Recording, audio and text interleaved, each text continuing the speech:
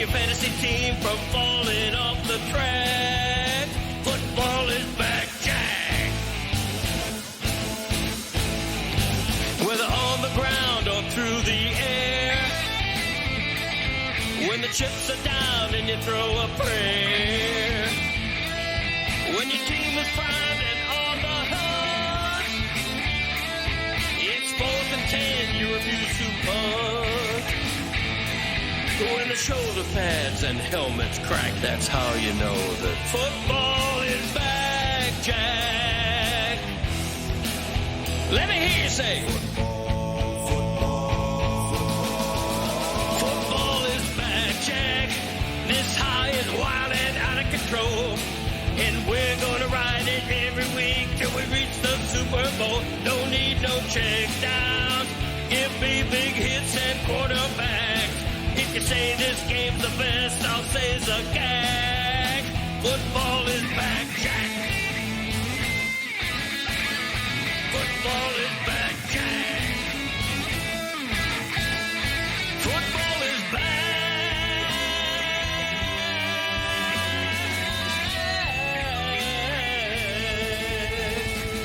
Football is back, Jack.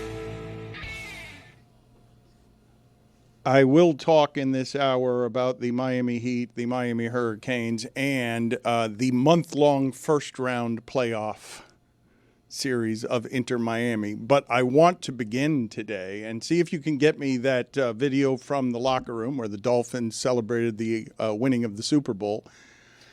I believe that yesterday's Bills result is among the most inexplicable in the sport this year. I'm thinking off the top of my head, Cleveland beating Green Bay and Carolina beating Green Bay, because I think Carolina and Cleveland are bad football teams, and I think Green Bay to be a good one, to be the most surprising results I've seen this season. But I was not only flatly stunned by what the Dolphins did yesterday in a really weird week, okay? Because it's super unusual to fire your GM and keep the coach in season. It's not something that most people do. It's easier to fire the coach and keep the GM in season. It's a weird move for the Dolphins to say, we're going to stick with Tua and McDaniel because we're kind of stuck with them, but Greer, you've got to go.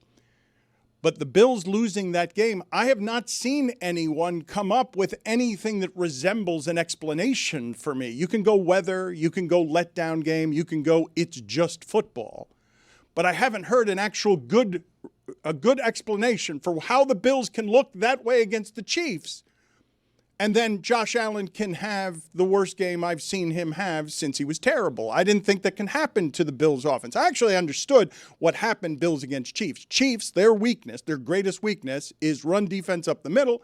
That's the Bills' greatest strength, running the ball up the middle.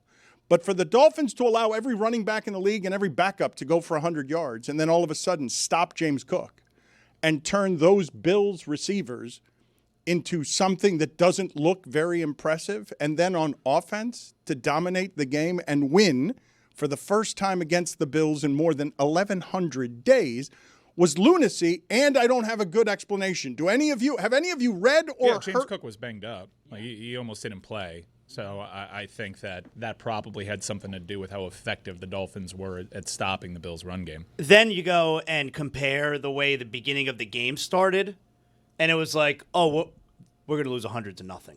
Like, you've never seen a game start that way.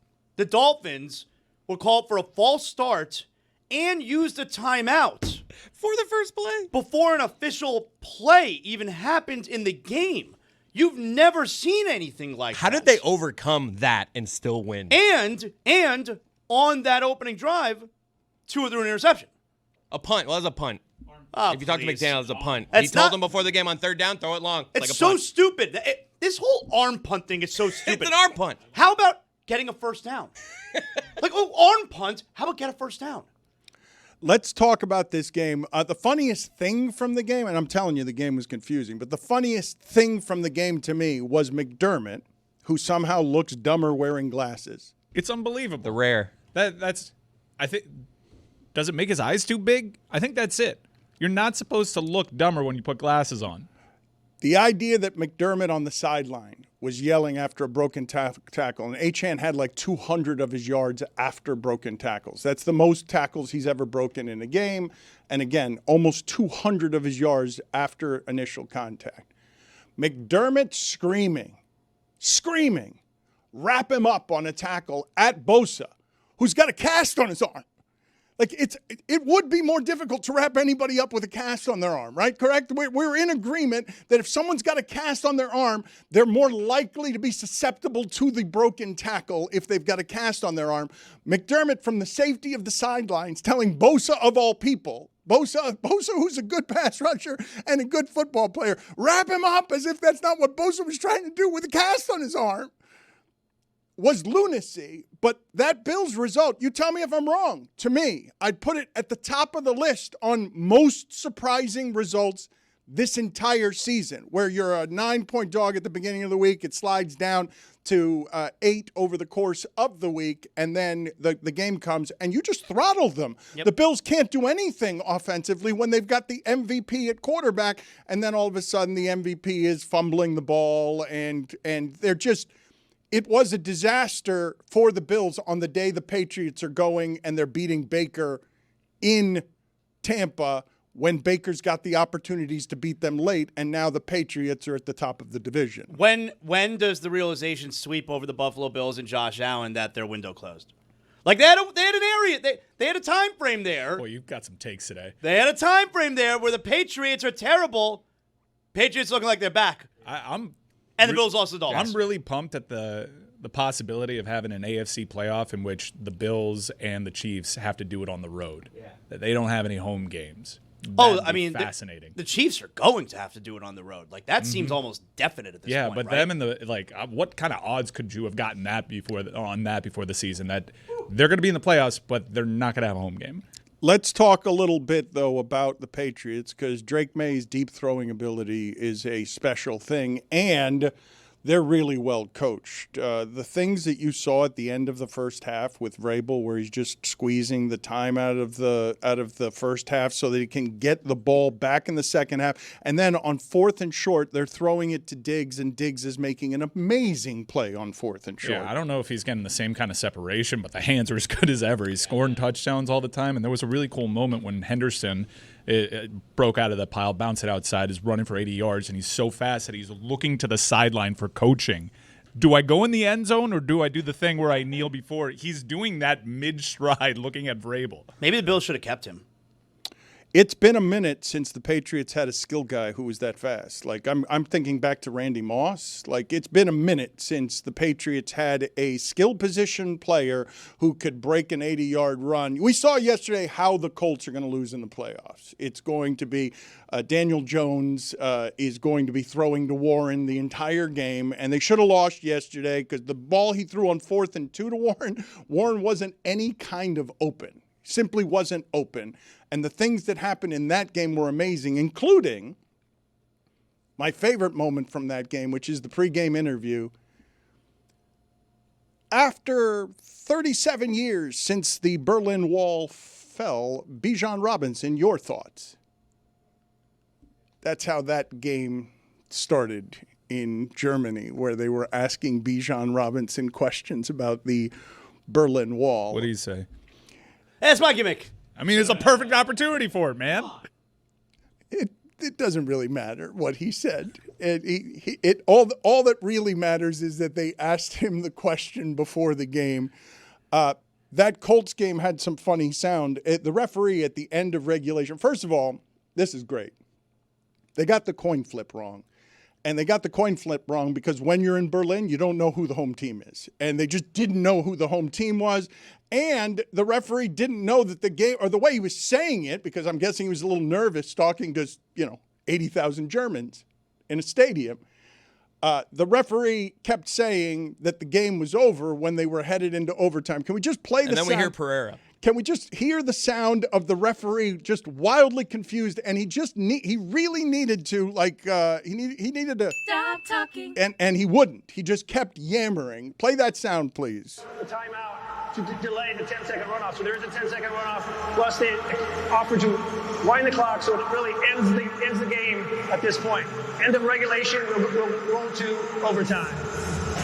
So again, I mean, I'm not sure what he said there. He said that they're going to go to overtime, but if they're going to properly enforce this, they should have reset the clock to 11 seconds. Please put 1 second on the game clock. There it is, Mike. We're waiting for it, and right on cue. I trust Pereira more than I trust those referees. What happened there? He just got really nervous, confused, and got everything wrong. At what point is he like, you know what? Give me a second. I need to gather myself. And then they went to the coin flip, and they got that wrong as well. In a game, He had the wrong person call the flip. where microscopic inches and the margins are tiny, and the referee clearly did not know what it is that he was doing. That game yesterday is why people don't trust the Bills. Like that game, The Colts. No. They don't trust the Colts either. The Colts won that game, but I'm talking about that game yesterday. I transitioned without telling you I was transitioning. That game yesterday is why it is that people do not trust the Buffalo Bills to do anything meaningful. But the thing that's weird about the game, the thing that's weirdest about the game isn't even that the Dolphins won, though that's weird enough. The weirdest thing about the game, the Bills never lose like that. They never lose like that. They're always in the game because of who their quarterback is and because they can go get offense. Did the rain slow them down that much? It can't just be that James Cook was banged up. Every running back in the league and every backup running back in the league has gone for 100-plus yards against the Dolphins' Brother, run defense. I don't know how they stopped him. You were asking for reasons. He almost didn't play. That's all I'm telling you. I am confused by everything that happened with the Dolphins game yesterday. And I have yet to hear a good explanation. I've heard some explanations, but a better explanation than football. I gave you James Cook. It wasn't good enough for you. I'll keep hitting the books, seeing what I can find. I don't know. There doesn't Dave, have to be an explanation, No, does there? see what they did in the A-gap. There does need to be an explanation. We hyper-examine all of these games. There does need to be an explanation Greg for the Rousseau said it things was that you hot. saw. I mean, There you go. Let's add hot to the list. I mean, let's come up with a list. Josh McDaniel, Mike McDaniel has played the Bills. We went over this on the Thursday nighter. Like he plays them tight. He doesn't get the results often, but he does know how to keep a game against the Buffalo Bills tight. And small sample here, when they play the Bills at home on a 1 p.m. start, that's when you get your best punch. That was the last time they beat him. You say that he knows how to keep these games close, and I will tell you they have not beaten the Bills in 1,100 days. So while they might know how to keep it close, they lose. They lose consistently. A sure result as you will get in that sport is that the Dolphins are going to lose to the Bills when they play the Bills. The Bills have overtaken the AFC East, at least in part, because the Dolphins can never beat them. But in those 1,100 days, how many of those were 1 o'clock Sunday starts? Yeah. Are you guys ready for a Spain 9:30 start? No. True crappy game next weekend with Washington? I'm in on it. I'll tell you, once it happened to me again yesterday. It never fails. And next week's going to be a true test because of the Dolphins. I wake up on Sunday, and it's, oh, yeah, there's a game going on. It was the second quarter before I You realized. sleep in on Sunday until past 9:30. Yeah, player. And I had a really late Saturday night, man. Go on. Government got me. What Government happened? shut down, Dan. What happened? I got home. I walked into my house at 3 a.m. on Sunday. Government shut down. What happened? Flight problems? Yeah, I was stuck in the Atlanta airport for a long time on Saturday. It turns out you need air traffic controllers to fly. And if you don't have any of them working, they ground the flights. And so I was just chilling in the Atlanta airport for a very, very, there was this pocket apparently from 7 p.m. to 11:30 p.m. where we don't have air traffic controllers. So no flights are taking off. And it's just I just had to chill in the airport for a long time. What's your strategy when you got a lot of time to kill in an airport? Are you a floor layer? Find a spot in the corner? Am I a floor layer? You ever see these people? People lay on the floor at Yeah, airports. I look down on those people. Really? A floor layer in they're the on the floor. airport? I've got 4 hours to kill here. What am I going to sit in these awkward chairs How for about 4 you're hours? not going to be disgusting? Atlanta's actually a really good airport For spending floor the laying? night. Yeah, because I had to spend the night in the Atlanta airport once. And Why would you do that? I didn't do it like Like, electively, you didn't dude. choose Like, to. Zach, like- what are you talking? Like, you're just like, I'm gonna go hang out at the airport and lay down. Hey, ladies basketball team, you know what's a great idea? Let's not go home. Let's spend the night here. No, like go to the hotel. Go to a hotel. No, it's not. It's not No? that simple. It's not that simple. Did you go to a hotel? Well, no, because my flight was still scheduled to Well, leave exactly. that night. So what do you do if you have like 4 hours to kill? I don't have time to go to a hotel. All right, everybody calm down. You're judging me. I would've loved What'd to you have. do? Just sat there? Look, if they told me at 6 p.m. that I wasn't going to be delayed into oblivion, that I was actually going to have to spend the night in Atlanta, then I probably get the hotel. But you reach a tipping point sometime around midnight when you realize, oh boy, I'm probably going to board a flight here at 6, which means I got to get to the airport with my daughter around like 4. You know what? I'm just going to sleep on this floor. Ugh. That's what I'm going to do. Ugh. That's how I say to He's that. fine, you know? Ugh. He did it and he survived. I sat in the chair and I watched the Heat game. That's what I did. Put it on the poll at Le Batard Show. Do you judge the person who lays down on the airport floor? How long were you in the Atlanta airport? For like 6 hours.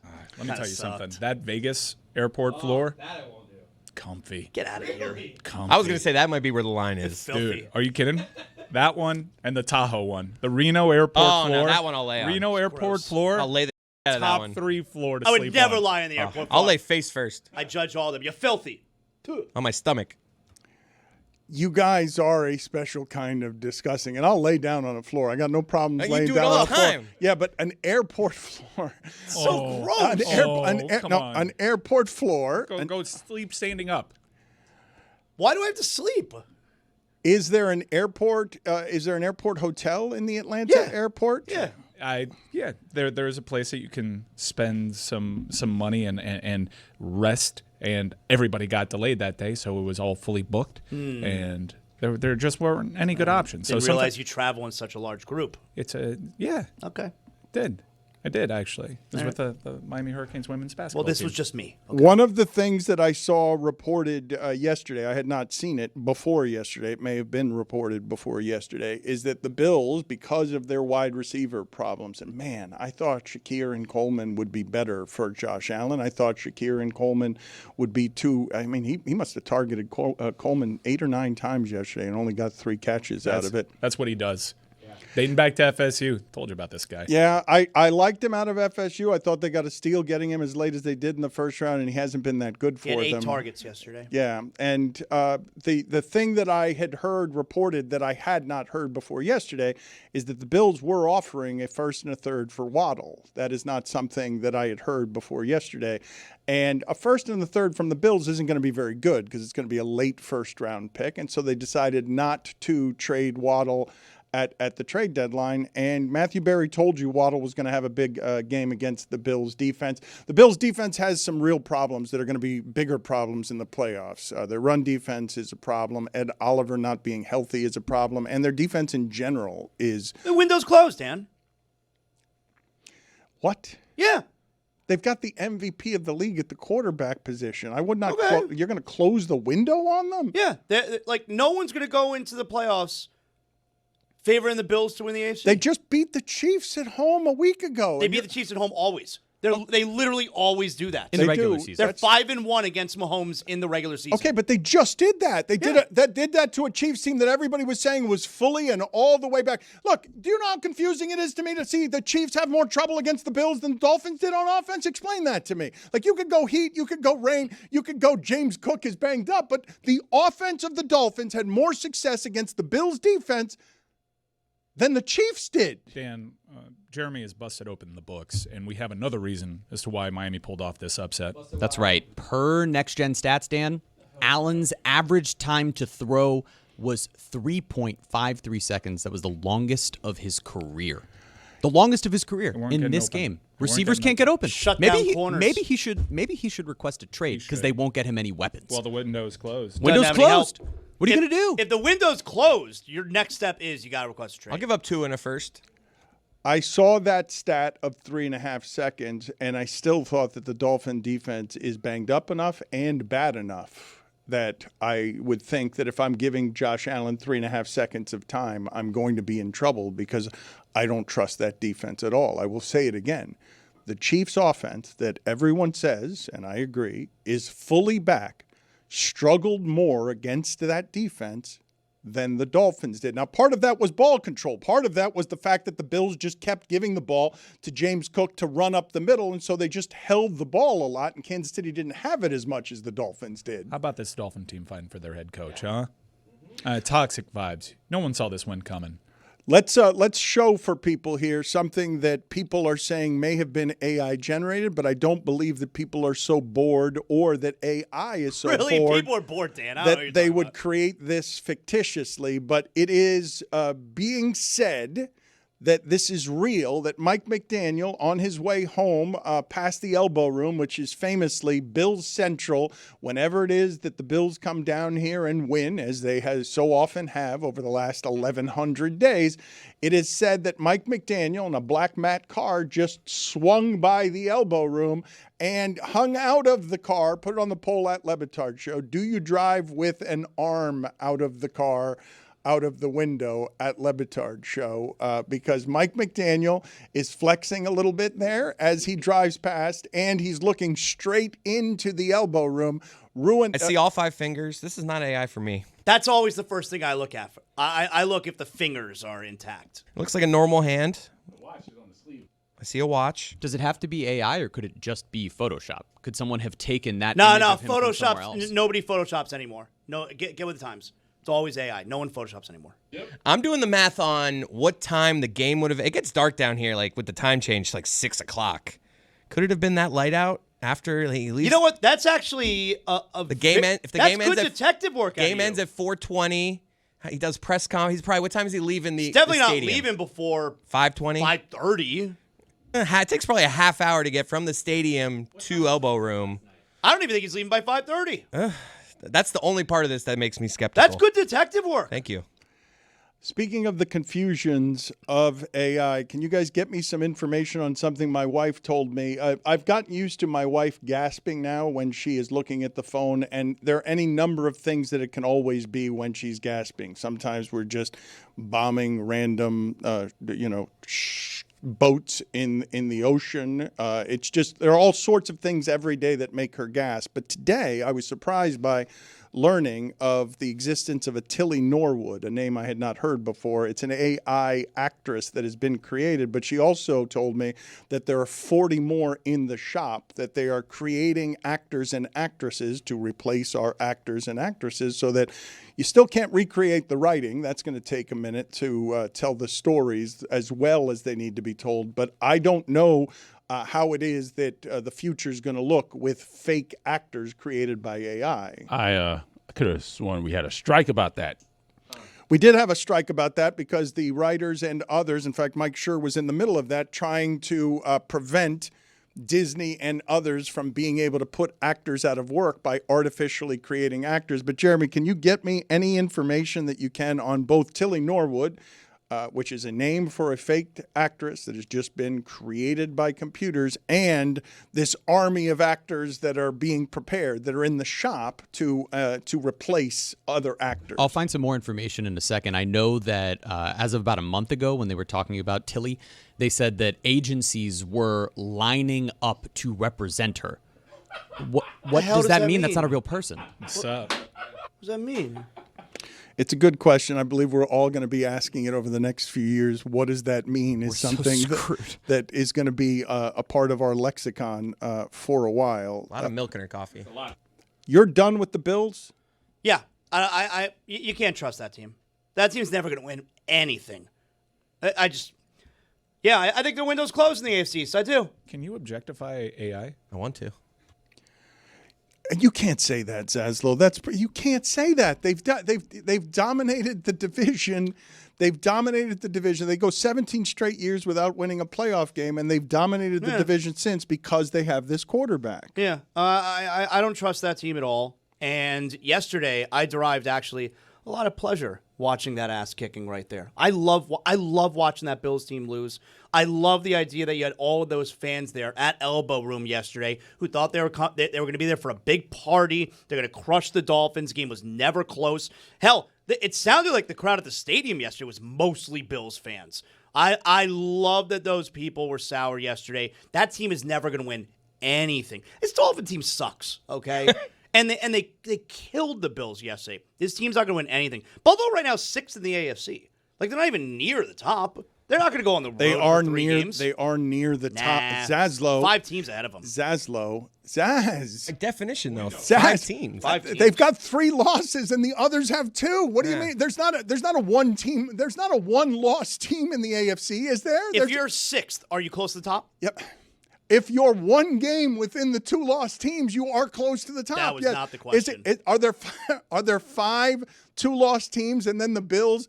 The Bills yesterday, because of that result, are now 1 game back of the 5 teams. Where do they? What are the standings today? Today they're 6th. If Buffalo loses next week, they may be out of the playoff Is picture. that close, Dan? Is that close? Because 6th is not close. 6 is not close to first. Do you Today, understand how standings not work? at the top. They are 1 game out, are they not? Or are they a game and a half out? Is there someone who has a game in hand on them? You're trying to throw semantics here. Game in hand. And I'm looking at standings. I know that number 1 is the top, and number 6 is not. Okay, but name the 5 teams with 2 losses. The Colts are the 1 seed with 2 and losses. you're doing this also without looking at the rest of the schedule as well. But go ahead, name the teams with. You want to play a little win-loss? I don't want to. I don't. Sounds like you do. No, what I want to do is question your overreaction and your knee jerking because you haven't even looked at the schedule and you're declaring the Bills' window closed. I'm looking right now. It's a tough schedule. Next week? That's good. I'm looking right now. Tough schedule. Next week. I realized that once I let it lay out. It's like I should keep going. They got the Buccaneers next week. Bucks just lost to the Patriots. Okay. Bucks next week. Tough one. Fired up. Don't want to lose 2 in a row for Tampa. That's a tough game. I'm going to let you think about the rest of the schedule, though. All right. Let's get easier after that game. Zaz, you see that late fumble by Josh Allen? They definitely don't play the Texans. You see that late fumble? That. See that late fumble by Josh Allen? You know what my favorite moment of the game yesterday Not gonna was? listen to me? Yeah, well, I saw the fumble. Yeah, I saw See how it happened? Yeah. It was a punch. Look at the picture. Can you harass an AI? In the Washington game yesterday, by the way, somebody just punched St. Brown. Just punched him. We're okay with that, huh? That's a different kind of punch, though. Everyone's okay with that. I know, but that punching, we should get out of here. Why was it a penalty? We're okay with punching. If he was holding a football. Yeah. If he had a football in his hand, it's okay. It's the stupidest thing. It's so dumb. You saying the Bills' window is closed is comparably dumb, I would say. It's too strong a take. You can't do that. You know what? The window may never been open because when's the last time they were in the Super Bowl? This window may not have been open. Maybe I am wrong. Maybe it's not closed. Can't be closed if it's never open. Maybe I am wrong. Let's segue better than I did from Colts Bills earlier into some things going on in local sports here, Inter Miami among them. But before I get to that, do you guys know the Heat player through his first 6 games, who has more points than any Heat player ever through 6 games? By a lot, by the way. It's not by a little. Are you familiar with this stat I'm about to give? I don't think so.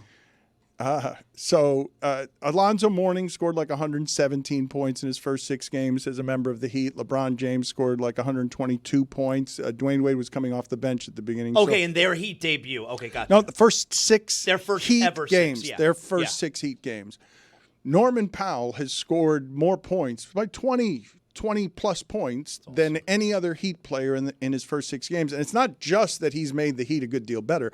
The Clippers are now worse because they do not have Norman Powell. This has been an important player that was somehow acquired for Kevin Love and Kyle Anderson. And he's an easy player to like. He's easy to watch. Seems like a likable enough guy. I'm taking to this Norman Powell. I like him. You're probably taking to him because he scored more points through 6 games helps. than any It's a Heat vibes player. thing, too. Yes. You saw him with Jovic after the game. That was adorable.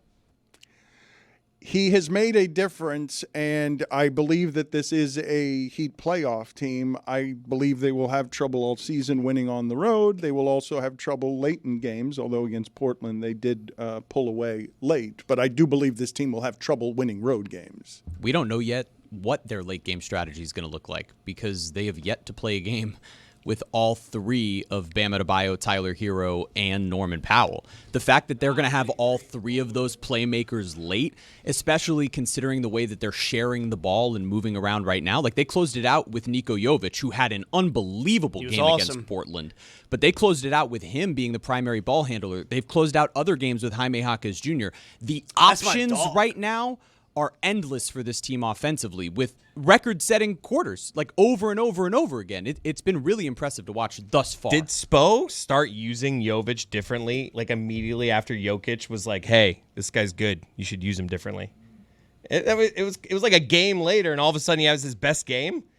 And maybe there's Interesting some motivation timing there. Interesting timing. There's some motivation for Jovic going up against Jokic and then being able to respond to that, but the usage rate was simply because you don't have Bam Adebayo as your big man. So now all of a sudden he's got to be playing some of that role where he's playing small ball 5 at times. I mean, they've deployed Kashad using him in the Johnson post, just how Jokic suggested. Well, that's been what they've been trying to do. They've been trying to get Jovic to use his body, to be physical. You hear it on the broadcast. You hear Crotty talk about it all the time. Spoelstra was after that unbelievable game. It was 29-9-6 for Jovic, and he's talking about the last play of the game where he could have iced it and took like a step back 3 and was like, why is he doing this James Harden thing? I told him, go post up, use your body, be physical. He would have been able to do it. That's the stuff they're trying to get him to do. They're trying to get Khalil Ware to grow. But thus far, the offense has been great, and it's interchangeable pieces, which is nice for this team that's been constantly dealing with injuries. So the last 2 games, the Heat have scored 126 and 136. Obviously, no Tyler Hero. Also, no Bam Adebayo, and they're scoring 126 and 136.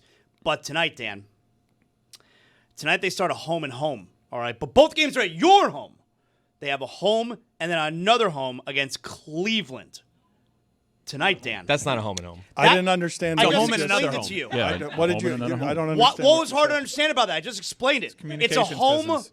and a home, but they're both at your home. Somebody was confused? Yeah. Yeah. It can't be a home and home if you're never going on the road to their home. A home and a home, both games at your home. Somebody's confused? Stop being such a man. Just like say I screwed that one up. That one's off me, coach. So stubborn. I'll tell you what I will say. It's one thing you beat the Hornets. It's the worst team in professional sports. It's another thing you beat the Trailblazers. All right, they're fine. You got the Cavs tonight and Wednesday. Some people call it home and home at your home. Tonight, Dan, it's a show-me game. What? Yep. What? Tonight's a show-me Wait game. a minute. You said against the Spurs they had a buy-in game. They lost that one. I know. What's the difference between a buy-in game and a show-me game? Because a buy-in game early in the season, you don't really know if you should be buying into the team or not. And that's why it was a buy-in game. But now we're a couple weeks later, we're 10 games in. 10 games a decent enough sample size. You know a little bit about your team. But like I said, you beat stupid teams like the Hornets, like the Clippers. Those teams aren't any good. Well, guess what? The Cavs and the Heat are undefeated at home. All right? That's a tough place to play, Kaseya Center.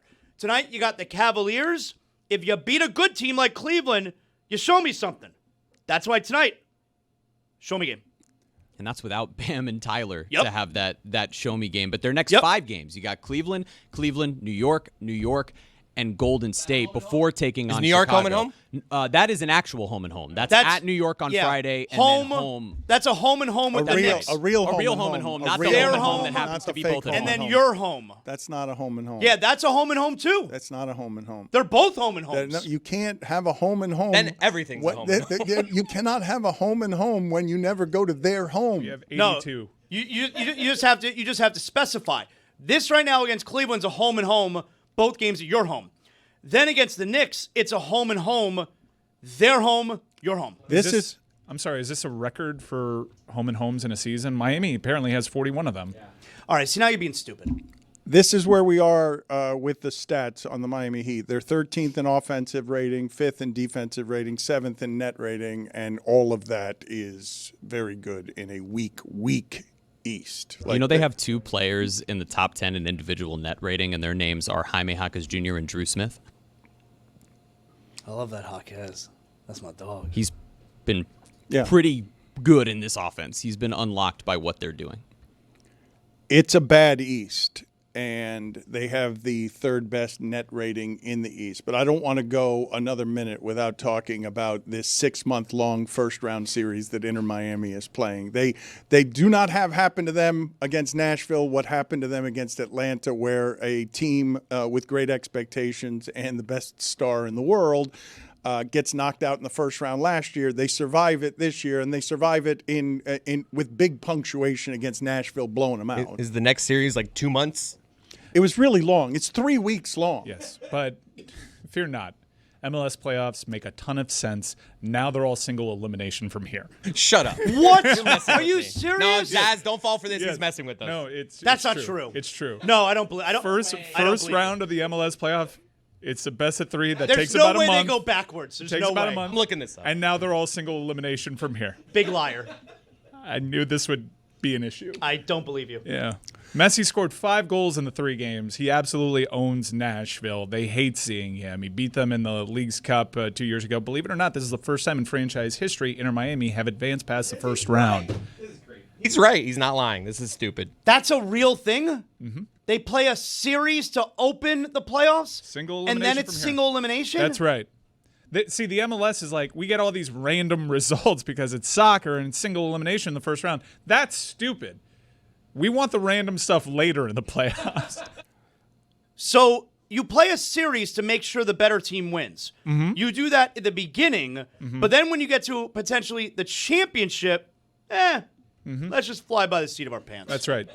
1 game for your life against Cincinnati. Let's go. Can you guys find out to me why we fly by the seat of our pants? Is that a Peter Pan reference? And also, the reason they have to do that is because if they made every series as long as the first round, it wouldn't be over for 7 years.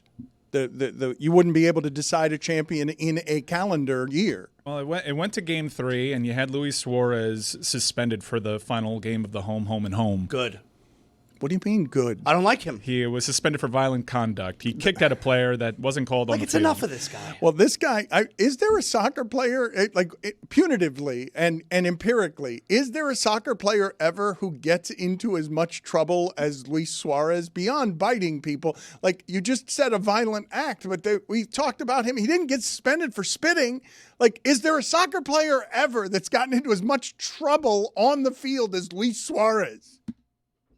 This episode of the Dan Le Batard Show is presented by DraftKings. DraftKings, the crown is yours. Flying by the seat of your pants originated in the early days of aviation when pilots had to use their senses and physical feel to navigate and control their aircraft because there were no sophisticated instruments. So not Peter Pan?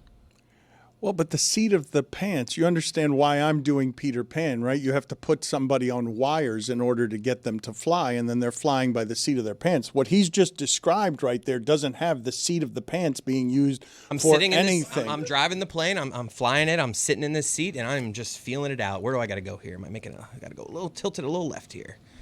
I need some help with something that happened to me on the plane this weekend. So I was flying back home late Saturday night. I already told you that part. Government shutdown. Come on, figure it out. So I'm on my way home Saturday night. We're about to take off. All right, I'm sitting in first class. You know my style, Dan. And there's a woman sitting next to me. I don't know. She looks like she's maybe like 50, something like that. I don't know for sure. I didn't ask. And I don't know. It was.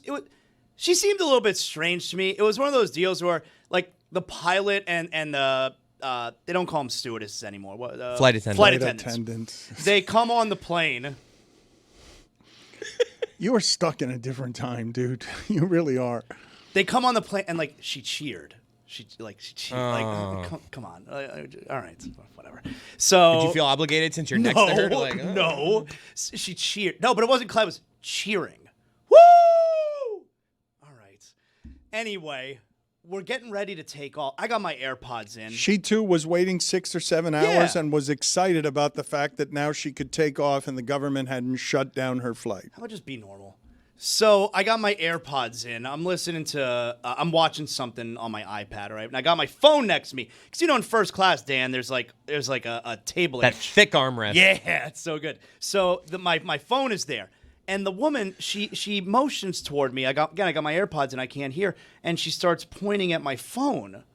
And I'm like, I'm looking confused. She then picks up her phone and she opens up the settings and she points at airplane mode. Oh, wow. Like, so I just, like, I shrug my shoulders at her. Because I don't believe in airplane mode. I'm I don't know with if you. I stand with you. I on never this. put my phone on airplane. To prove a point. That's right. Prove the point. Hey, not important. And so far, I'm right every time. But what if it is just one time and you're the Well, reason then it wouldn't be everyone that fault dies, because of how many including times he did it without airplane mode. That probably wouldn't be the yeah, reason. that would seem to be a really weird coincidence. you? What do you know about how satellite services work with airplanes? I'm finding out.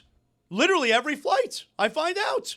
So I just kind of like shrug my shoulders, you know. She tattle. But I'm like, who does that? Somebody who's worried about their plane crashing?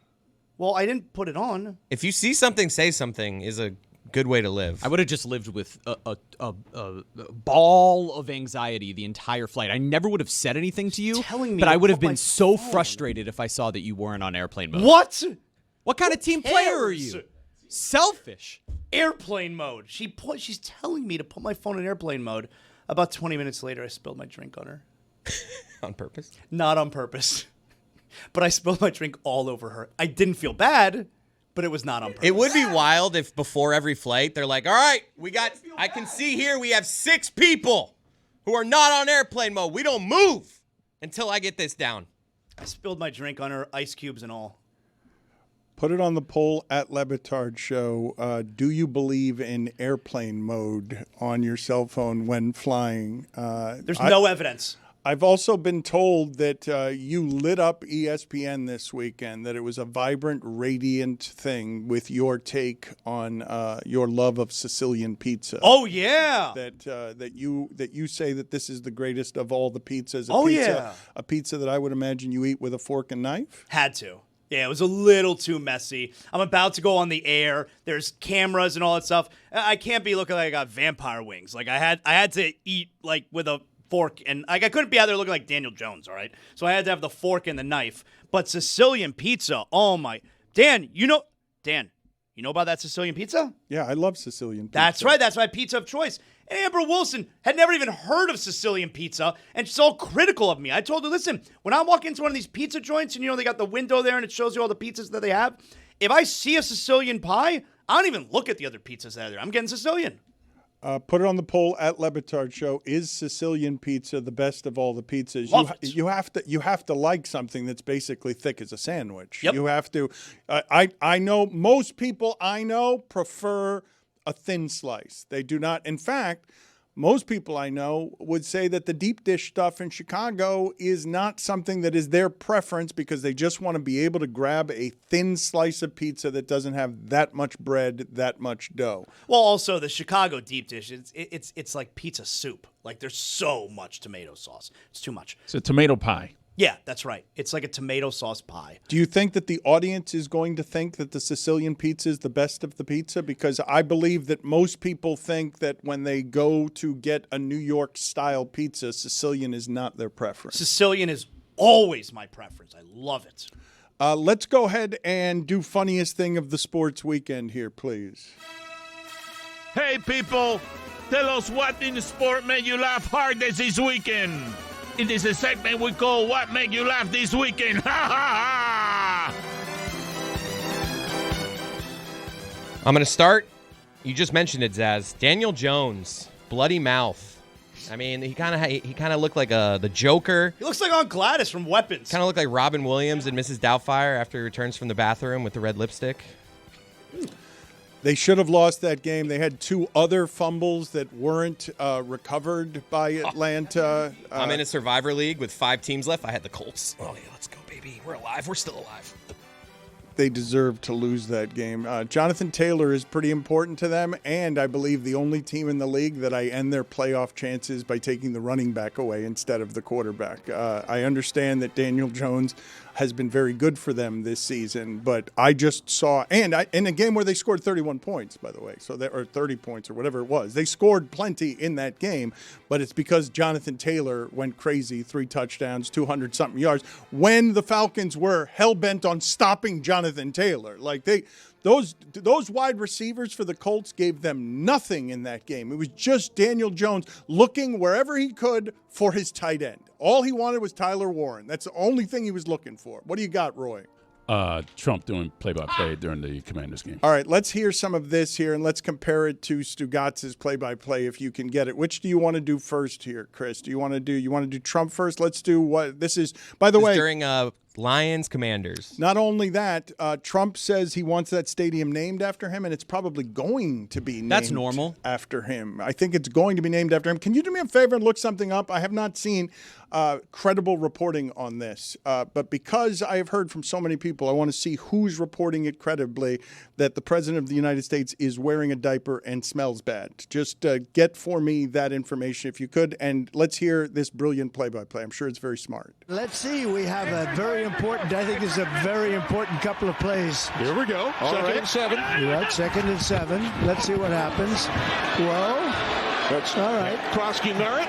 Not bad. Takes it down to the 5-yard line. That's right. That's right. Good runner. There we go.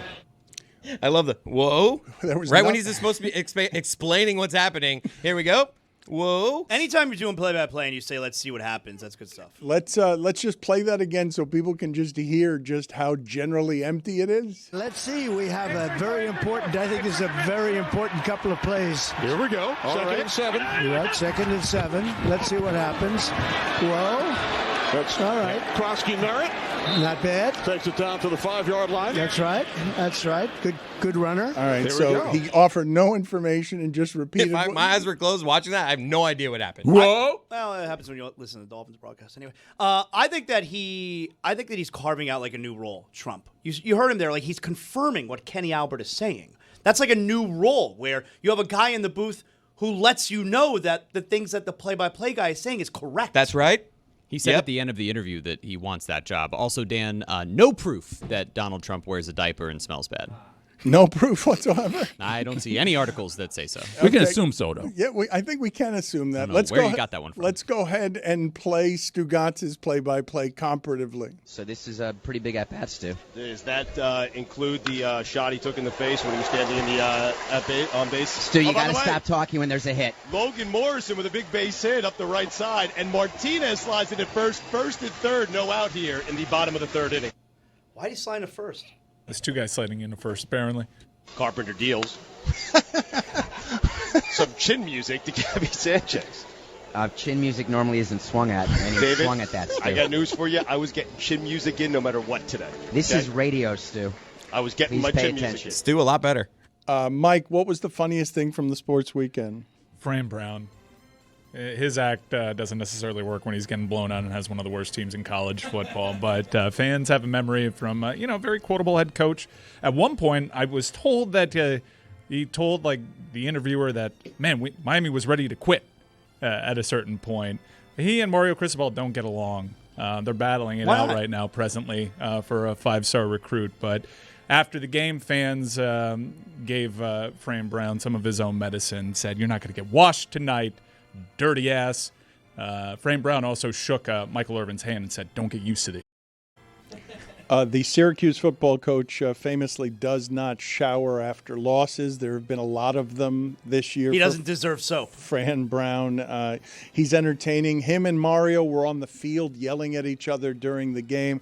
Also, Miami, in terms of penalties this year, 134th of 136 teams. They improved 5 spots. Moved up 5 spots. Discipline. 9 penalties a game for the University of Miami. Again, only.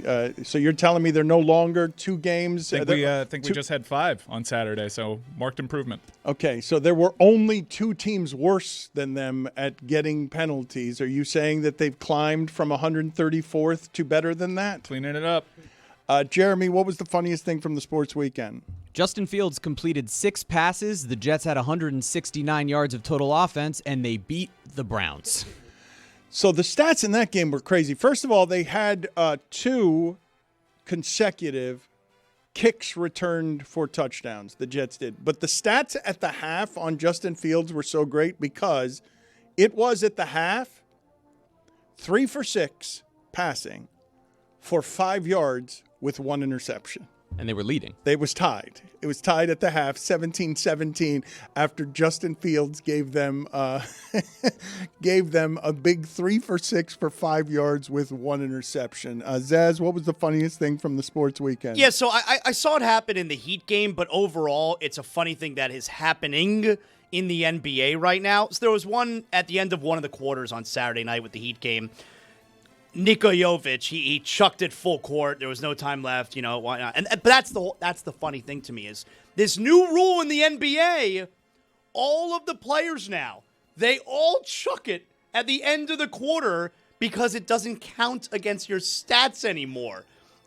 None of these guys, they all take the extra dribble in years past. Oh, they get it off in time. And now everyone wants to shoot at the end of the quarter. I love it. When did they change that rule? This year. I didn't know. So it doesn't count against your shooting percentage. If it's at the end of the quarter. What's the cutoff on that? If it's the end of the quarter and the play originates in the backcourt and you shoot it behind. Half court. I think it's actually behind like the logo. You can go a little bit into the front court. Then it only counts if it goes in. I thought one of you was going to select the way the Dolphin game started yesterday because I've never seen it happen. False start, timeout. There's no time taken off the clock. You've used a timeout. You got a penalty, and the game hasn't started yet. It's still at the 15-minute mark. It's not something I've seen before. But I'm going to go with. Did you guys see this? You guys know the Key and Peele sketch of 1 pump, 2 pump, the celebration in the end zone where the referee is getting real close to the groin of the celebrating player, waiting for the second sexual pump, and it comes, phrasing. The second pump ends up in a penalty. Not one. This has got to be 6 or 7 years old or longer. How old is this skit? It's old. 2 guys did it yesterday out of nowhere. Rico Dowdle and Aaron Jones both did it out of nowhere yesterday, and they both lost the game. No, it wasn't out of nowhere. It was a big talking point the previous week. This guy was on Diggs vacation. got away with 2 pumps, but Rico Dowdle got penalized for 2 pumps. Yeah, right. That was last week. 2 pump jump. Then there were some fake pumps this week because it made news last week. That's right. Okay, but it's still all of it is a bit out of nowhere. That sketch is how Dan, old? You're being a man right now. How old is that sketch? The episode premiered November 2nd, 2012. Okay. I saw Gene Steratore talking about it where his kids caught him up because he saw all the pumping stuff. He's like, I don't know about this. And his kids put him on the Key and Peele. Big Key and Peele fan now. All right, you know what? I retract it since I was malinformed, and I'm going to take another one. I'm going to take a different choice here. My choice is just the Jags. Yeah. That's great. So let me examine that game for a second because keep in mind how weird what I'm about to say is. During the witching hour of the 1 o'clock games, all of them, except one, were 1-score games during the witching hour. As soon as the witching hour started, all of the games except Jacksonville-Houston was a 1-score game. Jacksonville at Houston against Davis Mills. Jacksonville, this group of losers against Davis Mills, were up 29-10. They allowed 26 fourth-quarter points to the Texans, who are a bad offense, when it's not Davis Mills. I want you to look up for me. I'm going to guess that there's been one game this season where the Texans have scored more than 26 points in an entire game. There's one game that I remember against Baltimore. I'm going to guess that they haven't scored more. They might have a couple of games where they've scored close to 26, but I'm going to guess that if you look at the Texans game logs, they've scored 26 twice, and they've scored above that once. They scored the 44 points against Baltimore, like you mentioned, and then in their other 2 wins outside of this one, they scored 26 exactly. So in the fourth quarter, they scored 26 points, and in all the previous games, when given all 4 of the quarters, they've not scored more than 26 points. It's not just that, though. It's that Jacksonville in the fourth quarter had 2 yards. They're trying to win the game. They're trying to advance to 6-3. The same record that the Bills would have as their window closes. They could have been 6-3. They're playing They're playing Davis Mills. They've got the game won at 29-10. And I want to. Do you guys know? Does anyone here? Roy's going to know what this is. Are you old enough to know, Zaslow, what the Nestea plunge is? Do you know what the Nestea plunge think so, is? no. Does anyone here? This is you know what Nestea is, right? Is it still in it's business? like the chocolate stuff, right? I don't think it's chocolate. No. I think it's That's just Nestle. tea. That's Nesquik. Yeah. That's quick. And Nestle, Nestle- like ice cream, Yeah, right? that's totally different. Well, what the hell are you talking about? Nestea. Okay. Yes, a tea. Let's give video a second to find. But Nestle Quick is so good. Yeah, but that's not what we're talking about. But I'm with Zaz. Maybe That's we just should. if we're just comparing the It's products. also not I'm with Nestle Zaz. Quick. Yeah. It's Nesquik.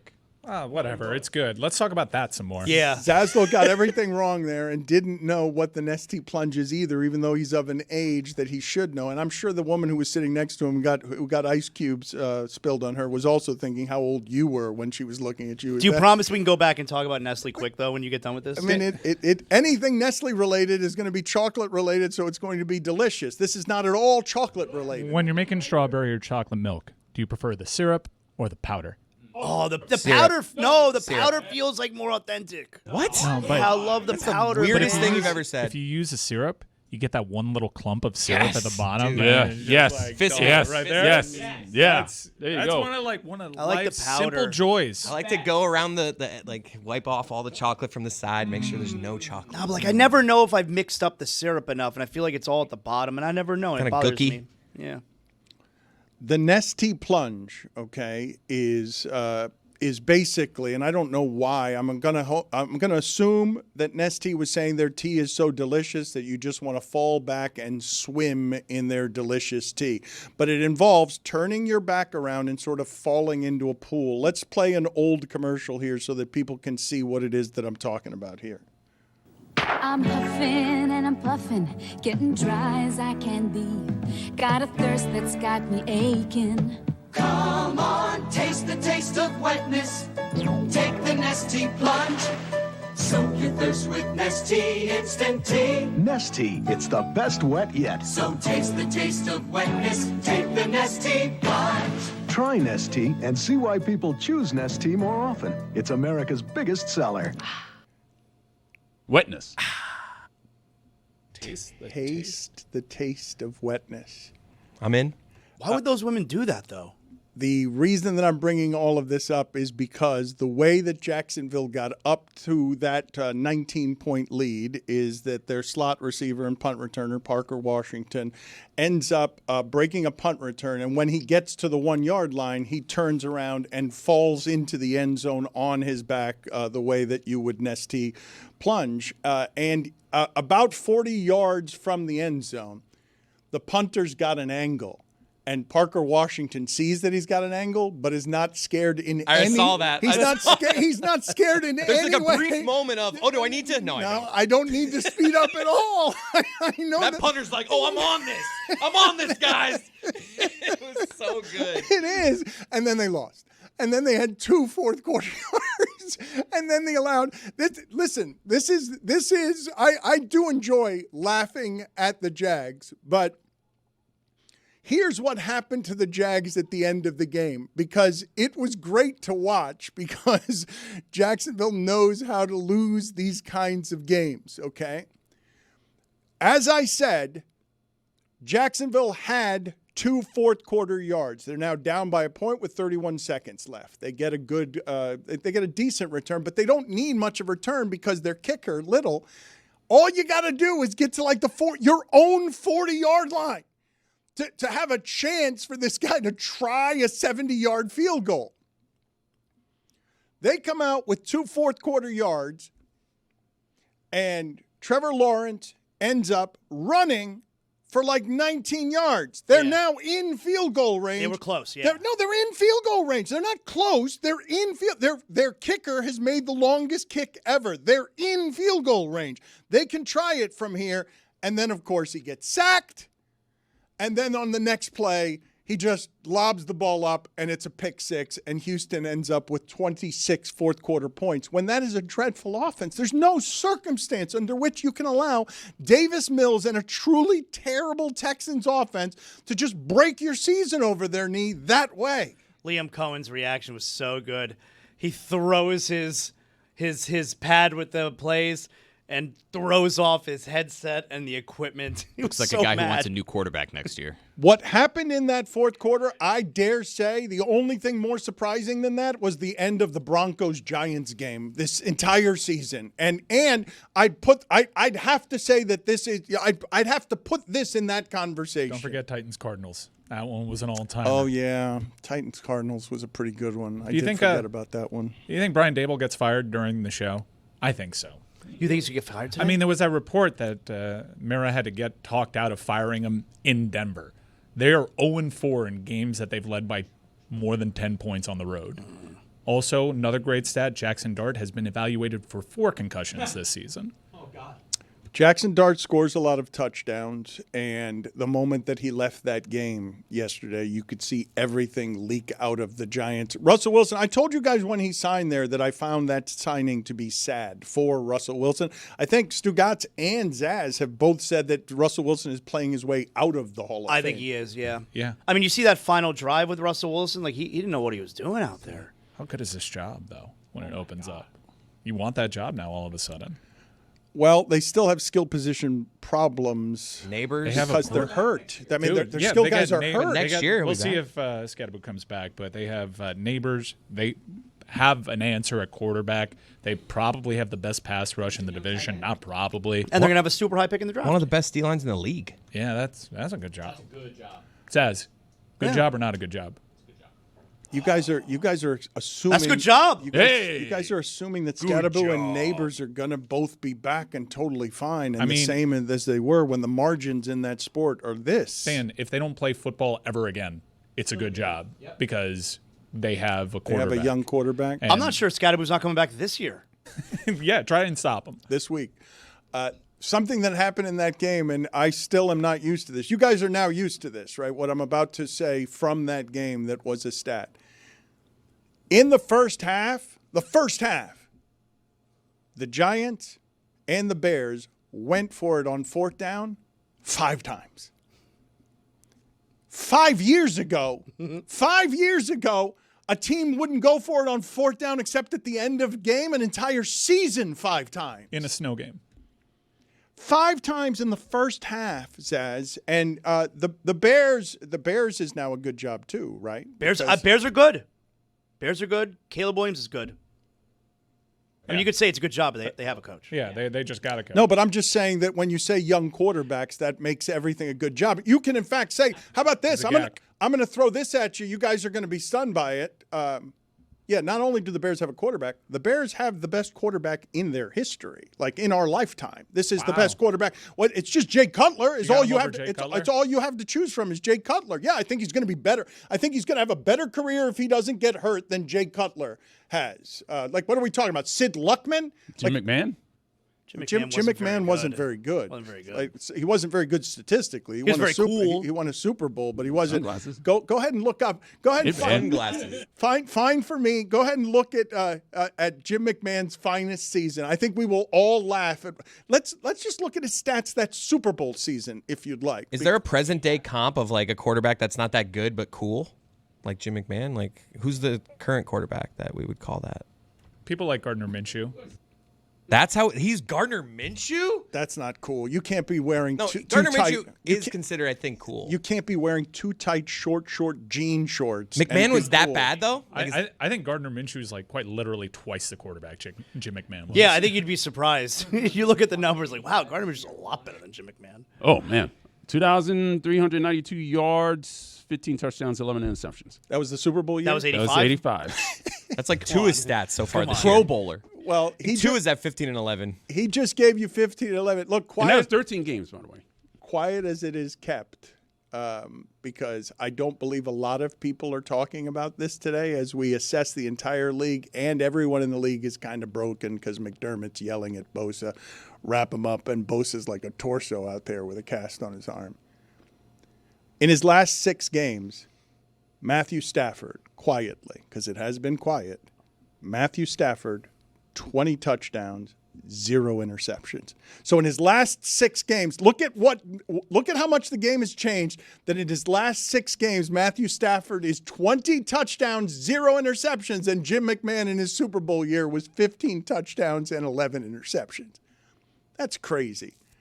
Stafford, everyone's got to be afraid of him, right? Everyone, he has mastered the position, correctly? Like, I've got this correct when I say that is just simple mastery of the position. First player in NFL history with 4+ passing touchdowns and 0 picks in 3 straight games. He's also the 6th player all-time with 4+ touchdown passes in 3 straight games in a single season.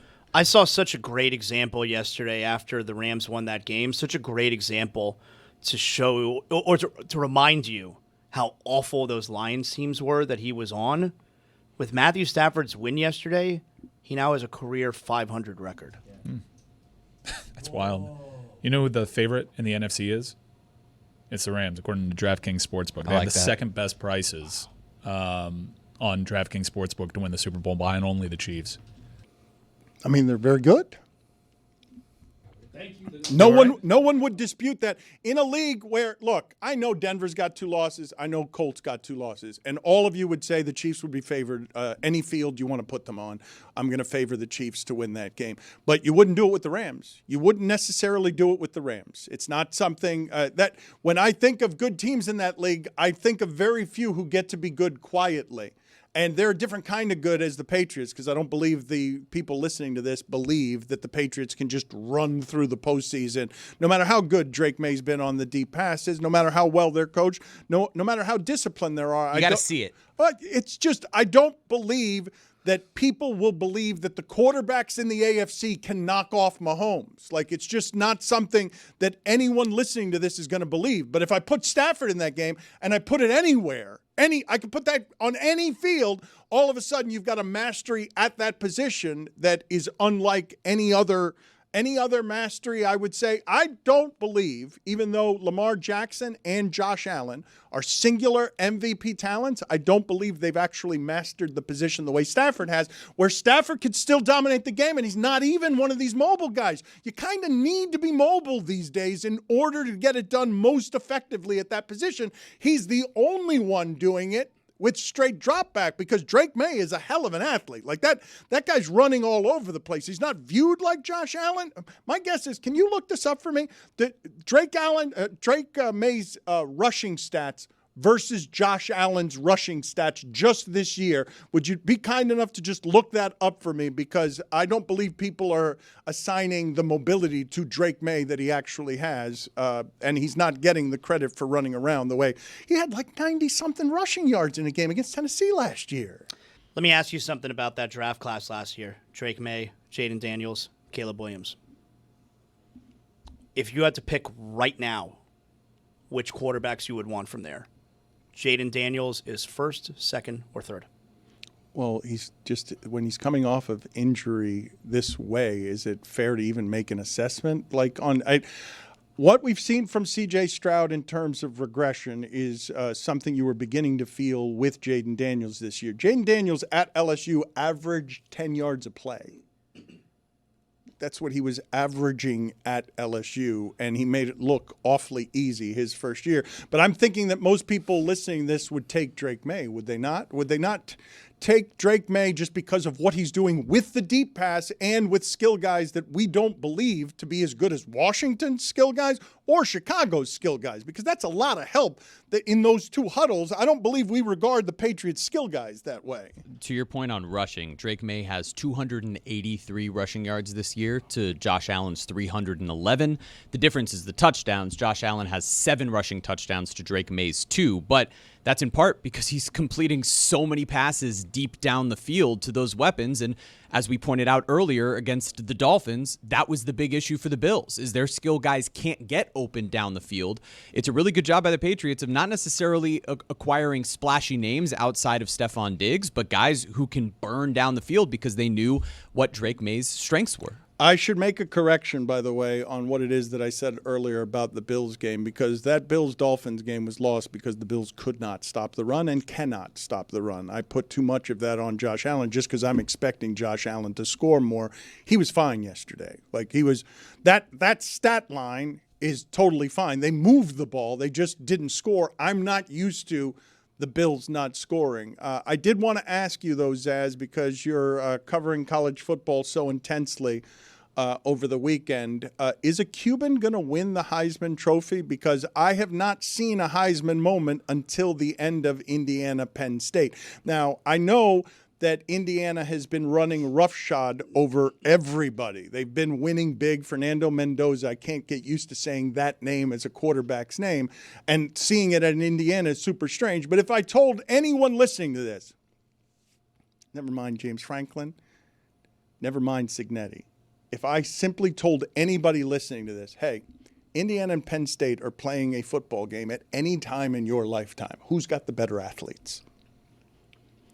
Penn State should not be a 14.5-point dog in that game unless you've been watching Indiana all season. And so playing against Penn State, at Penn State, being a 2-touchdown favorite is something that Indiana has not been capable of the entirety of my lifetime. But the first Heisman moment I've seen this season was at the end of that football game. So going into this weekend's games, Julian Sayin was the favorite to win the Heisman, which I thought was kind of strange because, I mean, he's a really good player, but Ohio State, they kill everyone.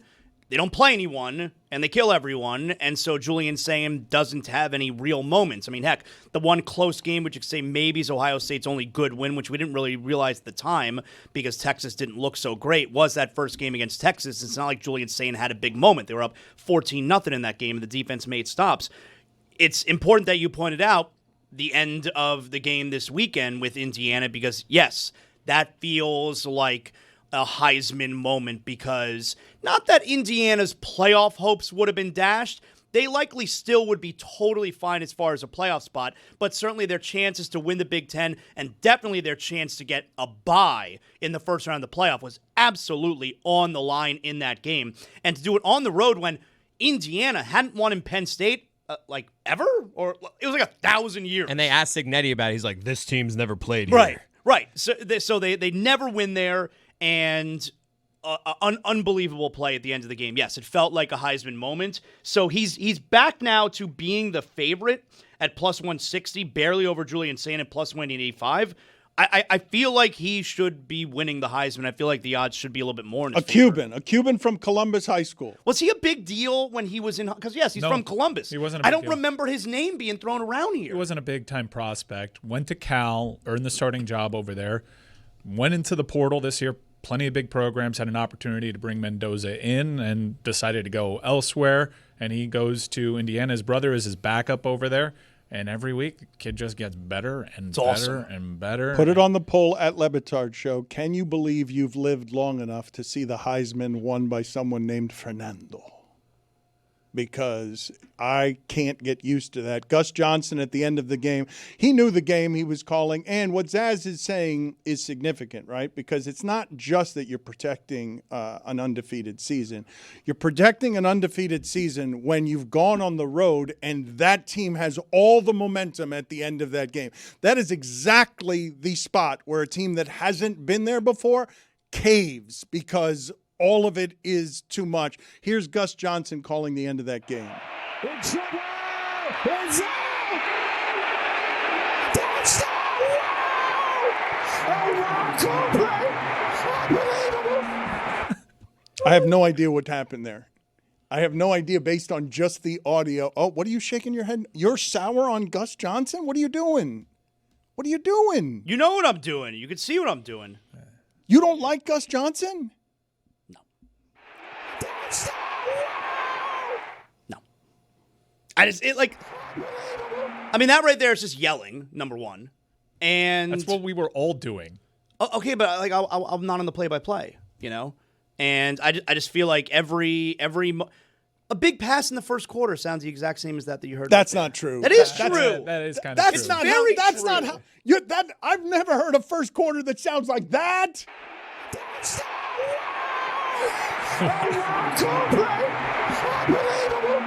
It's not for me. It's not for me. Mendoza ate some shots in that game, too. He was just being tough and gritty, and that was a hell of a catch. But they go into every game. There's a talent mismatch every time. Like, there's probably two guys on that team on offense that get drafted. My favorite moment from Gus over the weekend was when he was saying who was officiating the Indiana-Penn State game. Chris Cody is your referee today. Wow. Chris Cody is your referee today. Did a good job in that one. Thank you. The apple doesn't fall far from the narcissist tree. Is your referee today. Guys, we got Bills Bucks this coming football weekend.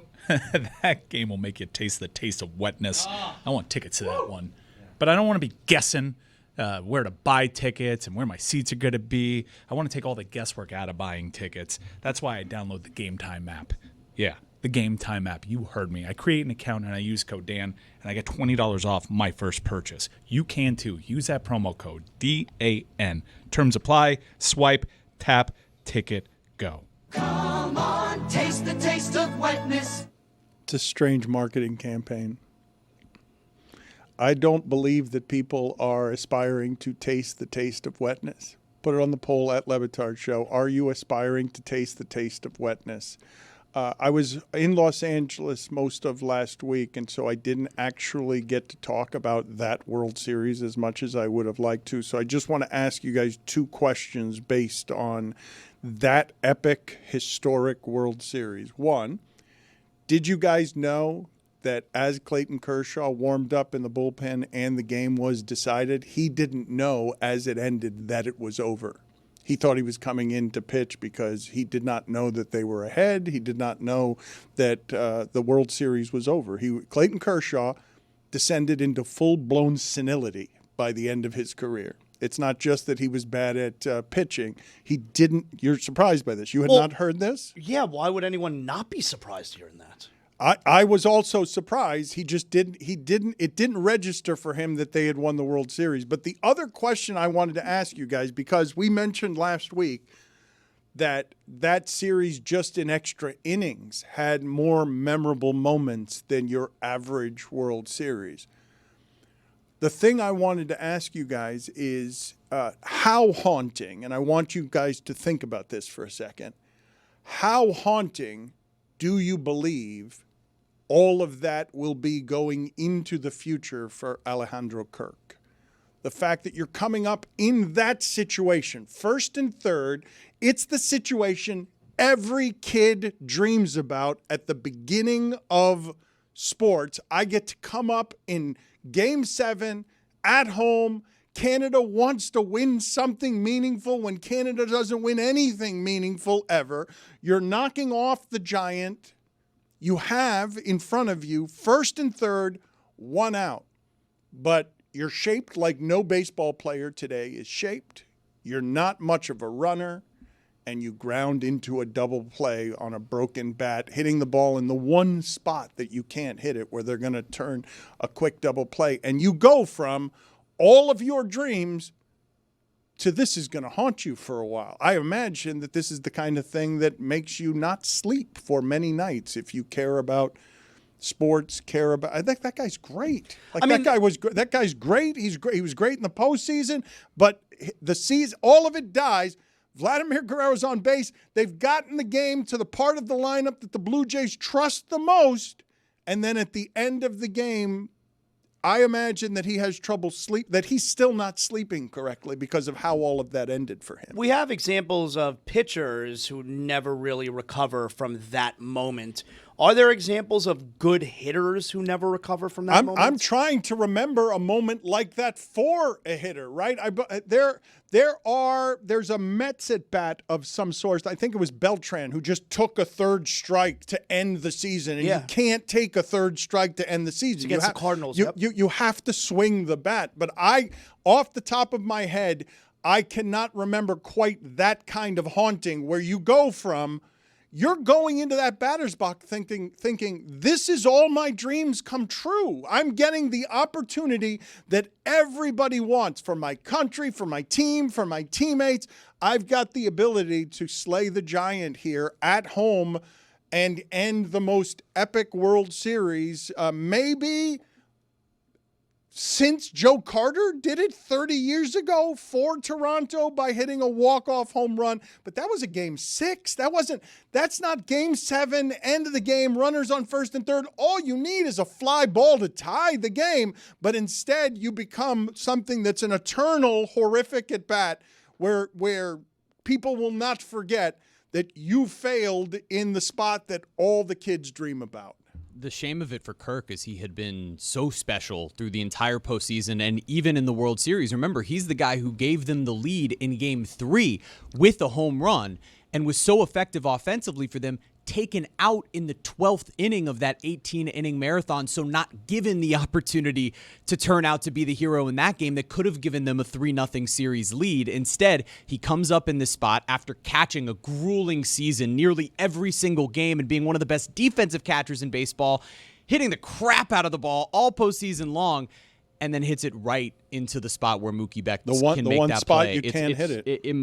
It's going to keep him up forever. And you wonder if it almost impacts his swing path moving forward. Like, I never want to hit the ball on the ground for the rest of my life. I really do think it's an uncommon kind of haunting because I just, off the top of my head, I can't remember a situation like that where you go from all your dreams come true to your season is over in an instant and you've disappointed not just your teammates, your country at the end of that series. When the thing about this, I don't know how the rest of you deal with disappointment, but one of the ways to deal with disappointment is to place your expectations in a reasonable place. When he's entering that batter's box, his expectations are through the roof on what it is can be accomplished there. And the one thing that you can't do is the thing that he did. It's the only thing. You could strike out on 3 pitches, and it's not that.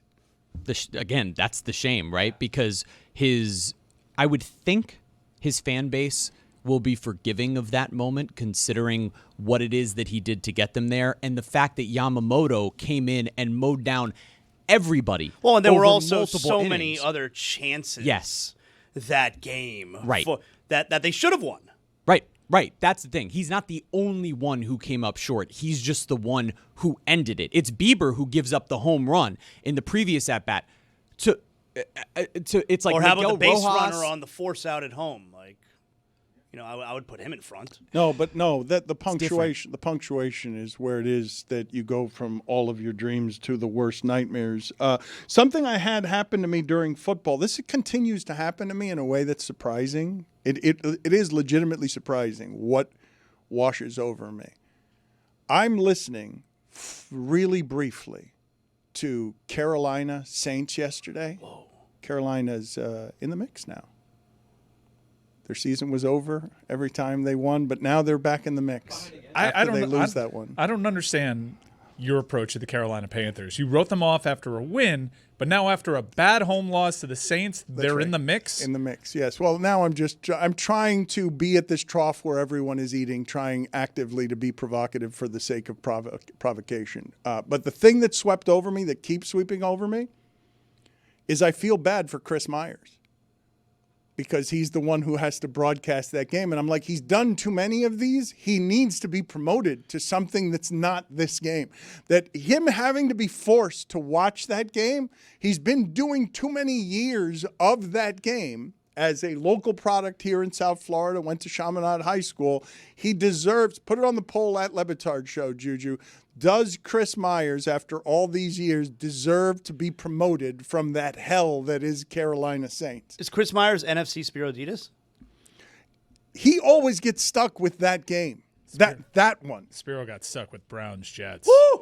Hey, what are we doing? He deserved to be in Houston for Jags. I feel Texans. like they're trolling us. Yes. Since we had him on, he's not getting any of his He games. hasn't had a single AFC South assignment since he revealed he's in a group chat that says AFC South boys. Boy, that chat must be dormant. That Jets game, I did not know. Have you guys seen Will McDonald IV has the Roman numeral 4 on the back of a jersey? I've never seen it before. Have you guys seen the Roman numeral 4? Yeah, for the Texans, Will Fuller. Oh, yeah. That guy steal money from the Dolphins? He did. One season of... My bad. For a second there, I was like, his jersey number is a Roman? That's wild. I get it now in the name. Yeah, that's more common. Did he have 4 sacks yesterday? Did Will McDonald have 4 sacks in that Browns-Jets game? Did you guys watch any of that? Because I'm going to give the stat again. When it was on Red Zone.